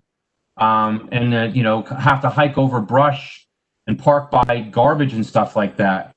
Now that we have a real nice access and it's not a really crazy bumpy road, and that property is just overgrown in the fence area and there's rocks blocking the parking area, I think I told you, through volunteerism and donations, there wouldn't be a cost to the taxpayers to somewhat create something usable there, that I think people that had animals, which are very responsive and responsible, as well as other organizations that might want to be an interest into participating with that, it would be great. It would be something to look into and provide a service for the northern portion of Rockaway that's there.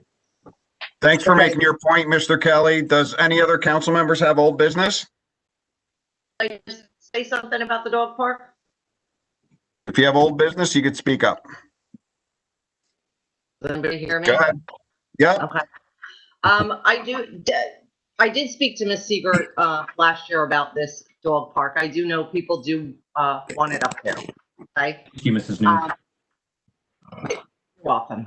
But it has to be like you said, you have to raise money for it. You have to get a license for it. Okay. Those steps don't need to be taken with administration. All you need from administration is the land use. That's all. You could do the rest on your own. The people, the residents in town can do the rest.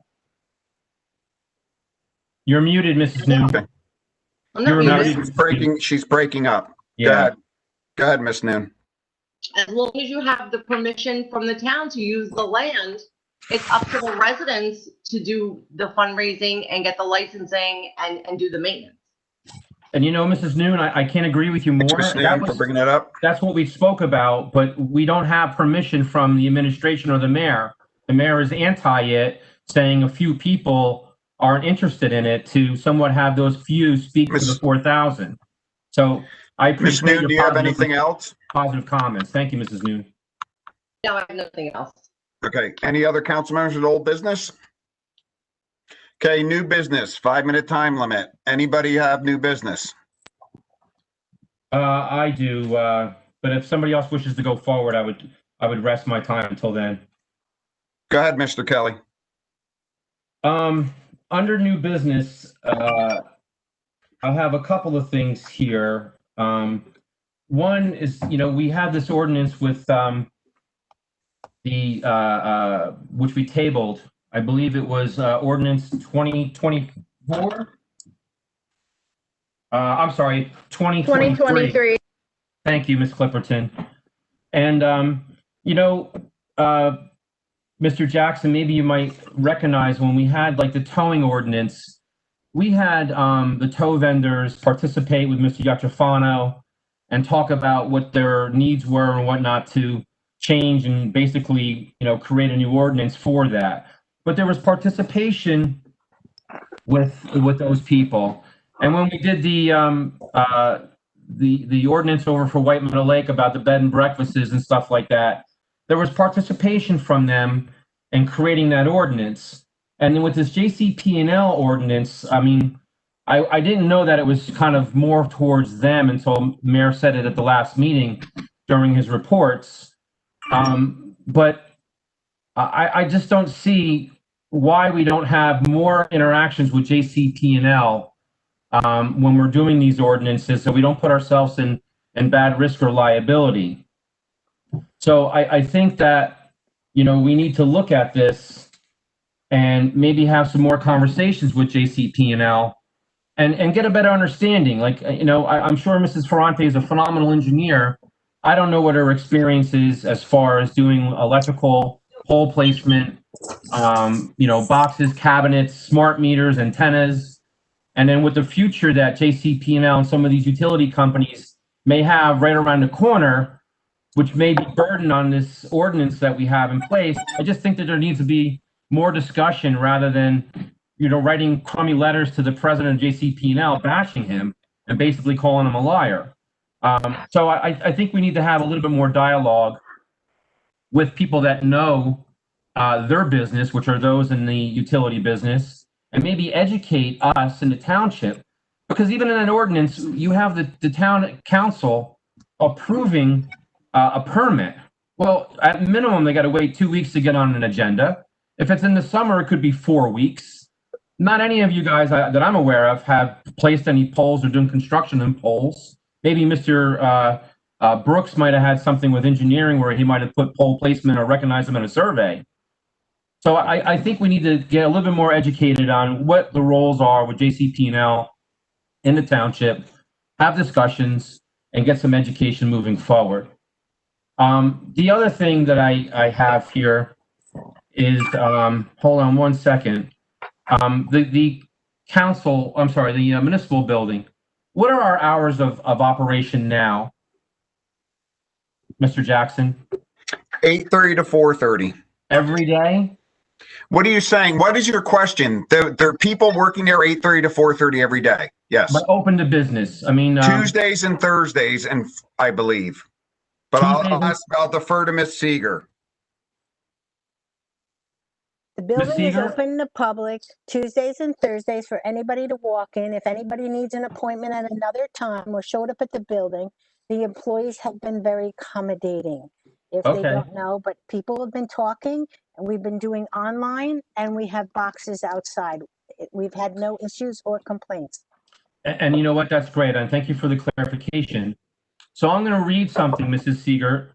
It's a notice to the Township of Rockaway, which you advertised. In compliance of the optional municipal charter law, the business administrator of the Township of Rockaway will hold department hearings on the 2021 budget in Rockaway Township Municipal Building, 65 Mount Hope Road, Rockaway, New Jersey, on Wednesday, November 4th, 2020, from 9 a.m. to 4:30 p.m., Thursday, November 5th, 2020, from 9 a.m. to 4:30 p.m., and Friday, November 6th, 2020, from 9 a.m. to 4:30 p.m. Now, as you heard, Council President and yourself, some of those days are closed to the public. In this thing, obviously, those days are not closed to the public because we advertise we will be open for the budget hearing. Well, you just heard yourself say it to the public now that that's not the case. So maybe there's an exception, and it's on the calendar on the township website. And I said we made accommodations for when people came, and we opened the building when necessary. Now, where is the meeting going to be held? Because it doesn't really indicate anything. Where is the meeting going to take place? Probably in the courtroom. If If the public, and not a lot of public shows up, we will have it in the conference room. Okay, and how many people can be in the conference room with COVID-19 regulations with the CDC? Councilman Kelly, what's your point? Get to your point. Well, Mr. Mayor, I'm surprised you can't see the point.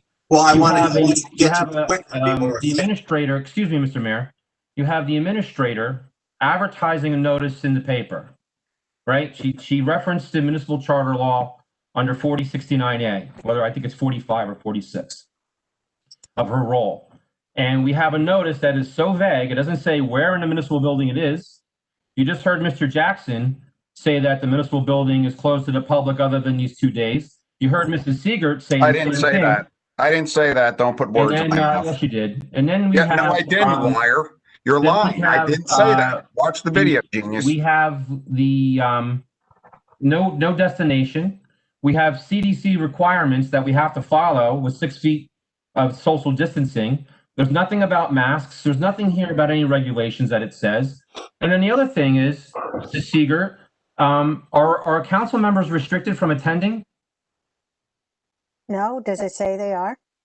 No, it doesn't. So do you feel that this is an adequate notice under OPMA in order to conduct a meeting for the public? Yes, I do. It's the same meeting, same advertisement we've had for the last 20 years as far as Just I know. because it may be the same one that may be incorrect last time doesn't mean it's correct this time. So if we have a quorum of council members here, you don't talk about anything about business, voting on anything. You don't mention anything in this thing. It's very inept, actually, as far as a notice goes. It's just advertising the budget. So is it a public notice? Thank you for your comments. Thank you. Mr. Mayor, you have no right to even interject, so please. Sure. So my next Mr. comment.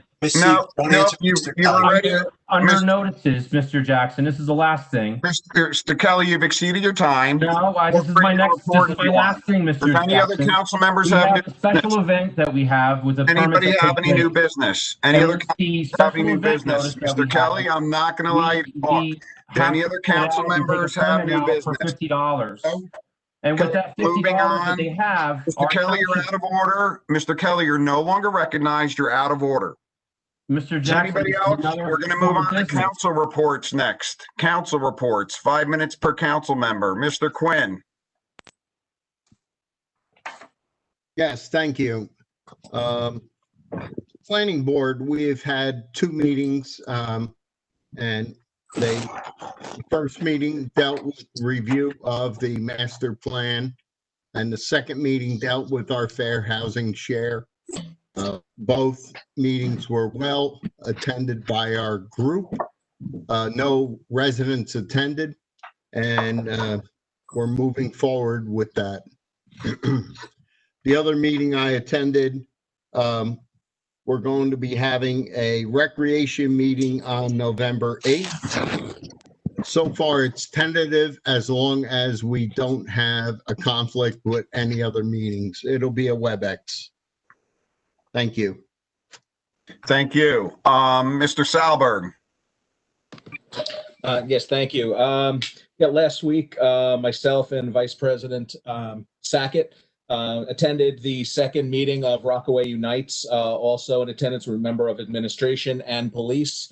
The group continues to define their role, to continue in their formation. Ultimately, I believe, becoming a positive contribution to the town as far as fighting intolerance, accepting diversity. So again, I continue be happy to be part of it, kind of see the birth of this unique group, which I think is going to have some real positive effects on the town.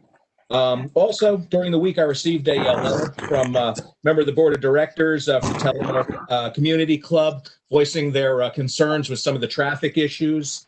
Unlike certain ways that things are handled by council people in a boisterous, unproductive way, we simply took this concern to the administration. The process is being followed. Things are actually being done for the community. So I guess just a message to our residents. The best thing that you can do, bring it to your ward council, bring it to your council at large. We'll make sure that your concerns are addressed, but we'll do it the proper way. It'll be brought to the proper people, and again, your concerns will be heard. And finally, this I just find just kind of disappointing, and I really hope that this wasn't from a Rockaway resident, but that's with missing political signs. Don't care what party, don't care what it was, but to kind of to kind of squelch someone's right to announce who they're voting for and to support their candidate through theft, through vandalism. I just find it terrible. I find it un-American, and I find it really an affront to the democratic process of elections. So if you know someone that's doing it, set them straight. If you're doing it, that's just not what our town and our country is about. So thank you for your time. Thank you. Mr. Kelly. I got a couple. Mr. Salberg had touched on the Lake Telemark Club and the board director, Mrs. Rubalata, about the speeding that was taking place. Again, placement of signs to, or maybe enforcement, as Mr. Mayor had said, that they're just there to let people know how fast they're going. But I think they're looking for enforcement up in this area. So if that's something that the chief can address to go forward, that would be wonderful. As far as my reports, the Valley Road Bridge is almost complete. They've been doing a great job. CMS that's handling that construction with the county.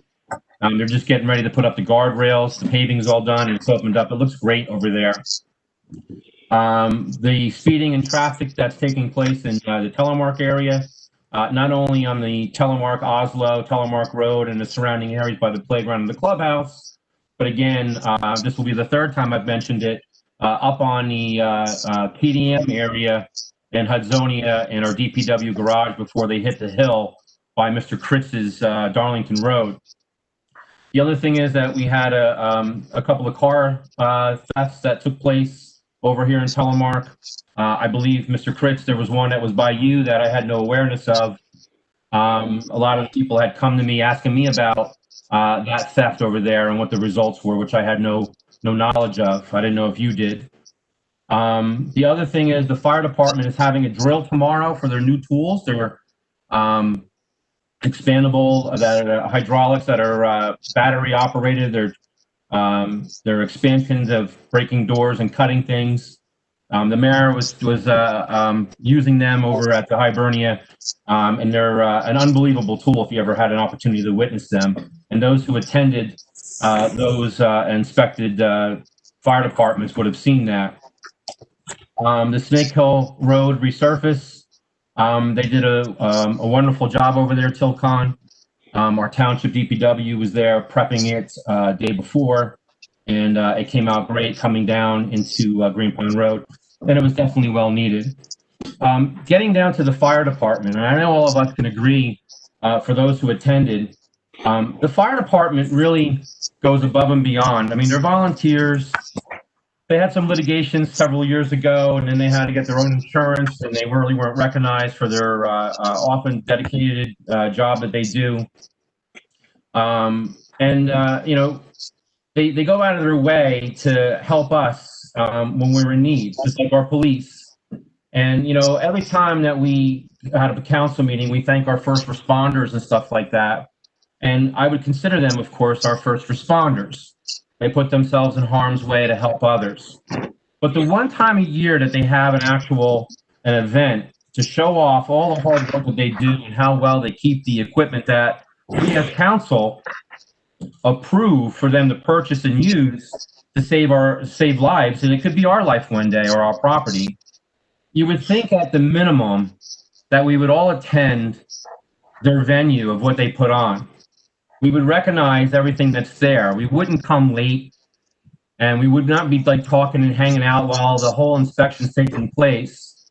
And the other thing is, you know, those men and women that volunteer, they are dressed in their uniform, polished shoes, clean uniforms, their hats, they're impeccable. There's nothing out of place. And then I see our council members that come there, and I'll be honest with you, Mr. Mayor, and there's been some discussion outside of this, to come in jeans and a green t-shirt and a dirty sweatshirt is probably the most insulting thing you can do in an event like that. Not everybody has to wear a suit and tie, but to look disheveled with that type of appearance and just jeans and sneakers, and some people not even staying. I mean, Mr. Sackett had a legitimate reason where he had to go. He was very kind to let everybody know, but nobody else wrote a letter to the fire department saying that they couldn't make it or attend for reasons. I don't even think our clerk's office got a notice of what was going on. And even if you had a legitimate reason not to show, the least you could do is apologize for not attending. I'm sorry, but recognize the hard work that you're doing. And I was embarrassed to be a part of that from what the rest of you didn't even do. It's definitely a lack of respect that you show for them. And it clearly shows it because you voted against them to move money to secure that. And then you brag about buying a $20 lottery ticket, Mr. Jackson, and that's going to excuse you for not participating in that event or that venue. So it's a little sad in doing so. Hopefully next year, it's the only thing that would trigger you to go is maybe the food and alcohol, which this year they didn't have that reception afterwards. So it's very disappointing, and I hope that you guys make up for it next year. That's for sure, and with the budget as well. I don't have anything else. Mr. Kritz. Yeah, just to address that, my absence at the fire inspection does not equate to a disdain for the department nor a lack of support. What I had scheduled that day is my business. And again, I don't appreciate that being equated with any disrespect for our fire department and or any first responders. That being said, Mr. Council President, thank you for the appointment as a senior citizens liaison. I look forward to getting involved there. The main point I'd like to make is election day is coming. Please make sure that you cast your vote. It is important. It is your right. It is your privilege. Thank you. That's all I have. Thank you. Ms. Noon?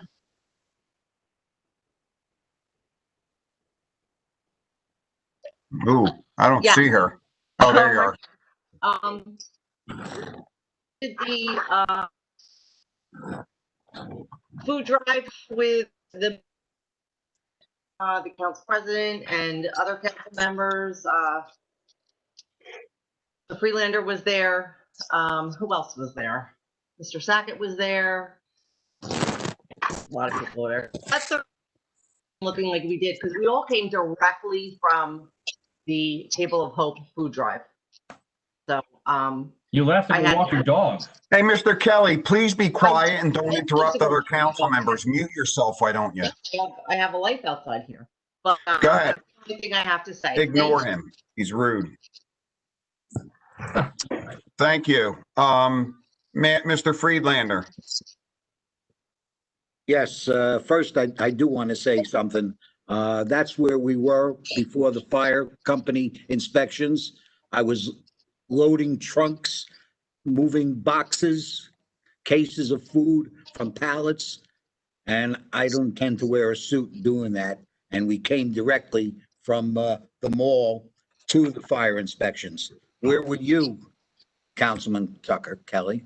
I was getting ready to respect our fire department. That's what I was doing. I was there sometime. He's ironing his tie. Mr. Freelander, just do your report, please. It's not worth your time. You got it. Library, had the library meeting. Just want to update you that, they started their reopening plan, which I explained the last council meeting, with the several computers and the walkthroughs. And they had 125 patrons the first week, and the second week around 120. So it's been pretty successful as far as opening and, just being safe. Also, I want to commend the library. It was announced that they got grant money. Usually in the springtime, they have a library festival. They got $6,900 in grant money for that festival from MCCEA. They also got $1,500 for traveling museums. They have a program that you can go to certain museums, and $2,000 for craft supplies and the rest giveaways. So hopefully the spring we'll have that. Picatinny, next thing with the Picatinny Historical Society, Picatinny, it's probably closed right now for the for this special event, but they're having a Picatinny Paranormal and Haunt and History Walk this Thursday, which I'll be attending. They have a person, if you know the history of Picatinny Arsenal, goes back quite a long time, and they had a big explosion in 1926.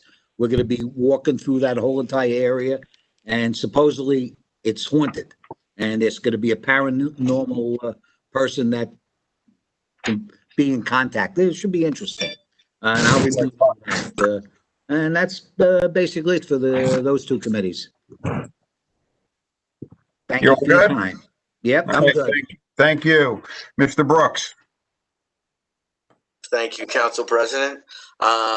Just wanted to let everyone know with the please follow the protocols for Saturday in terms of state guidance for trick or treating, and making sure any of the kids and families that go out be safe, and just take into consideration the times that we're going through. Just be careful, and once again, go out to vote. It is once again our right. Thank you. Thank you. Vice President Sackett. Myself as well. Excellent event organized by the mayor on October 17th, the Table of Hope event. Huge turnout. And I'm hoping that we do it again real soon. I know we helped a lot of people that day. And also, there was a lot of extra food afterwards that distributed to neighboring towns, and they were very grateful as well. The fire department inspection, they did an excellent job. I only made it through about half the time. Being a parent with many children, as the other guy, you got sporting. You're breaking up a little, Mr. Sackett. There you go. You got to run your kid to a sports game. Sometimes that it disrupts some of the things you want to do. There's many things that you can. Also, just like Councilman Brooks had just said, with Halloween coming up, make sure people are following the protocol set. It's going to be a little different this year, but I know everyone will be safe. Election day next Tuesday. Make sure you get out and get your vote by mails in. Drop it off at the secure mailbox we have outside the municipal building as well. I think Jack had mentioned November 8th for the Citizen Rec Committee meeting. It's November 5th, Thursday. I think the 8th would be a Sunday, so it'll be November 5th as well. And that's all I have. Thank you. Okay. I'll give a quick report. So on Saturday, as several council members have reported, my wife and I worked at the Table of Hope event organized by the mayor. The volunteers there were unbelievable. We did a lot of work. We actually made some phone calls to some neighboring towns and got a bunch of people to come and pick up food. I'm still amazed with how much food there was and how much we gave out. We stayed late, and they actually extended the hours because we had so many people coming in, helped clean up. Thanks to the mayor, the council members that helped, the police that were there, the DPW team that came and helped set up and help break down with us. It was just all around a great job, everybody. And kind of like Mr. Crit said, to point out, the more around other council members you find out a lot of the work they do, that they don't feel like they need to advertise at a council meeting. And showing up at an event in a suit and asking a bunch of questions doesn't mean you support an organization any more than any other council member. I think I do a lot outside of what I advertise on these meetings, and I know a lot of other council members do. It's a shame that we have one council member that feels the need to take shots at everybody for political reasons, but it is what it is, and we move forward and we keep trying to move the town forward. So with that said, I'll turn over to the mayor for his report. Great. Thank you, Council President. I'm going to address a few things. What I want to do tonight in my report is each meeting, there seems to be a certain amount of chaos, a lot of innuendos, a lot of talking. I can't make If I can't make sense of some of it, I'm sure the public can't make sense of it either. So what I want to try to do is simplify a few things very quickly. The ordinance that were mentioned tonight I'm going to simplify them so it's very easy for the public to understand. The right-of-way ordinance, the 5G ordinance. What they do is they give Rockaway Township control as to what is being installed when a telephone pole is going to be installed. Say it's in a roadway where during the wintertime there's an ice issue and the placement of that pole could be problematic, where if there's ice, a car may slide into it. It may not be put in the best area. The purpose of that is to know what's being put in our town, that there's work being done, and to make sure that it's appropriate work, that there's a collaboration between Verizon, JCP&L. It's also so we can identify whether it's a JCP&L pole, Verizon pole. So it's just good business to know what's being put in your town, what's being installed. It's really quite simple. The 5G ordinance, once again, we want to know what type of equipment is being put in, who's putting it in, where it's going to be located in case there's any issues. It's very, very simple stuff. In terms of what Mr. Kelly had mentioned, in terms of addiction, a few years back, I addressed this issue already. I have partnered with St. Clair's. They have a substance abuse walk-in department. It's staffed by registered nurses, licensed clinicians, chemical, alcohol, and drug counselors, psychiatrists, and other physicians. If someone comes to our police department, we have a program in place. If someone comes into our police department, they're going to be taken to St. Clair's where they can be evaluated by healthcare professionals. And if someone doesn't have insurance, the county has actually partnered with St. Clair's. There's a grant that's offered for uninsured Morris County residents. We are very proactive. Hope One is invited to our town, as is Navigating Hope, on a consistent basis. I have the police chief call the sheriff's office and have them come to the town. I think Navigating Hope was here last week, if I stand corrected. So they're constantly invited, they're welcomed. But what we do is we use St. Clair's, and that's a prerogative that's been in place for the past few years. Why did I partner with St. Clair's? St. Clair's already supplies our services in terms of our ambulance services during the day. So it's just a natural fit. And as I explained in the past, we have St. Clair's in Dover, we have St. Clair's in Denville. It keeps residents from Rockaway and the surrounding areas. It keeps them close to home, close to family members. It's a great program. So we do have a program in place. With respect to what's being put out with the council in terms of resolutions that are made, the council, I just want the council to understand, the council can't make resolutions that direct the administration to do certain things. What Councilman Salberg had said, what Adam had said is the best way to get stuff done, the best way to help your constituents, come to the administration, send an email, make a phone call, and put it on us to look at if it's a traffic issue. I will direct the police department. I will direct the health department. And Pat Seeger, our business administrator, and myself will keep a to-do list of things that we prioritize, things that need to get done, things that we will follow up on. So that's the way it works. That's our form of government. When people step out of their lane, it doesn't work very well. I want to welcome Ms. Furman to the Citizens Rec Committee. She's a valuable asset to our town and has been involved for many years.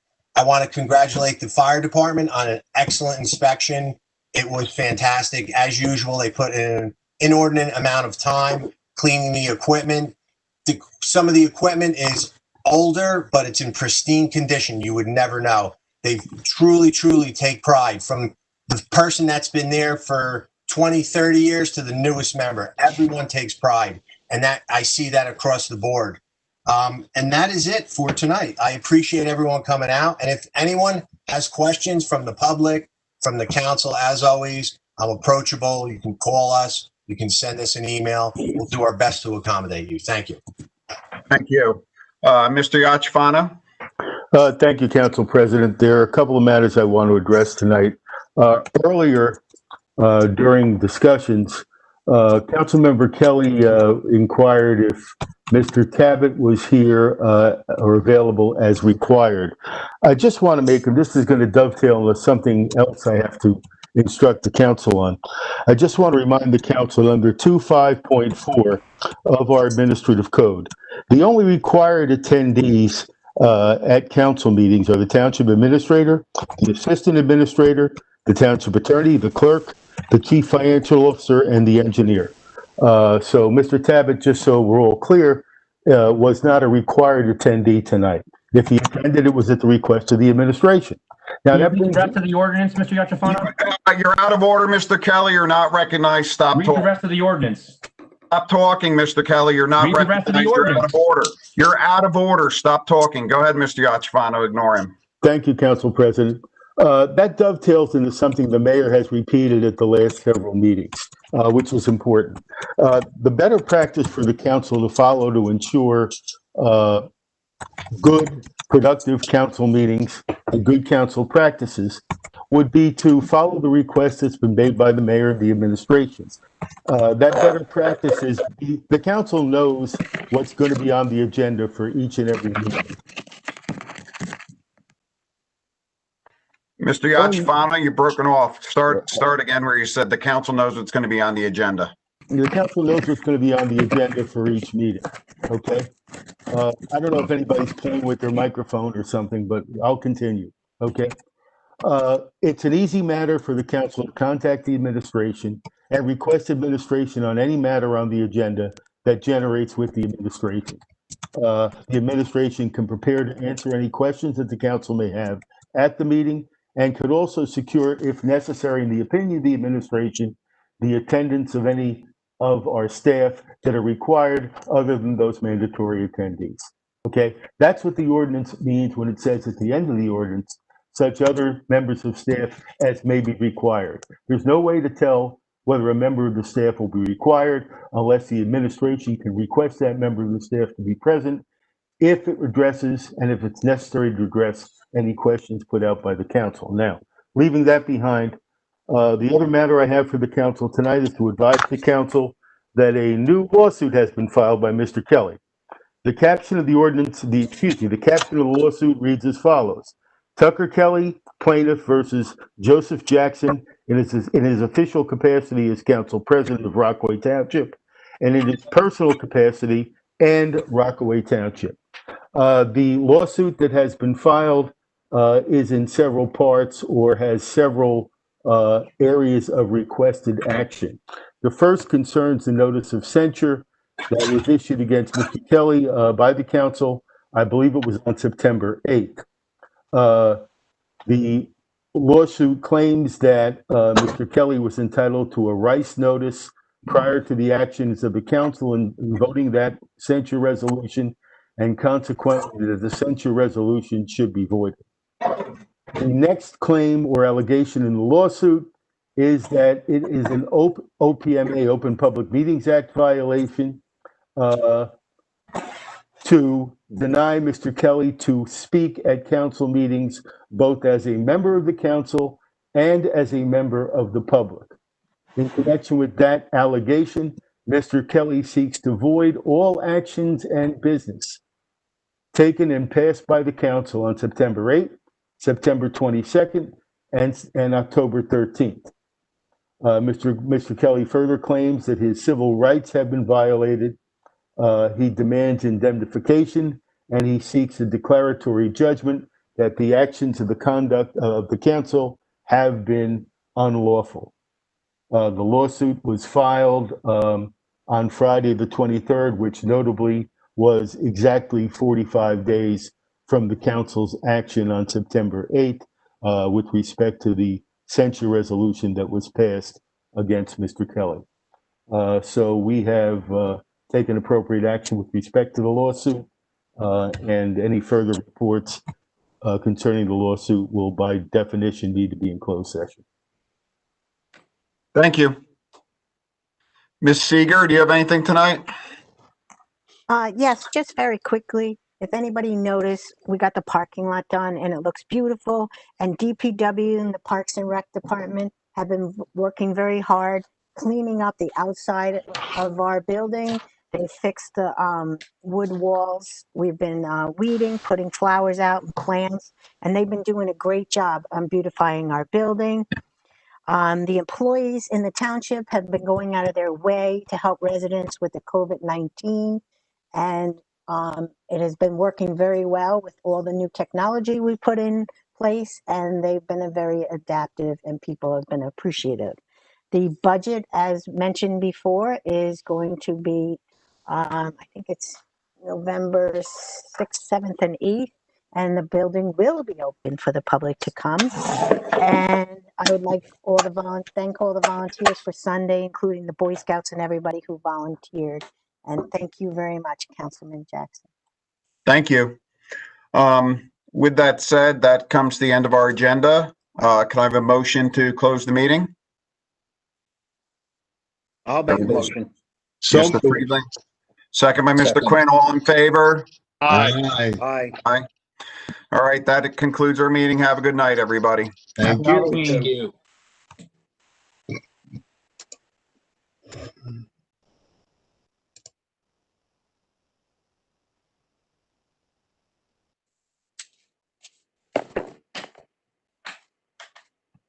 I see you. Oh, well.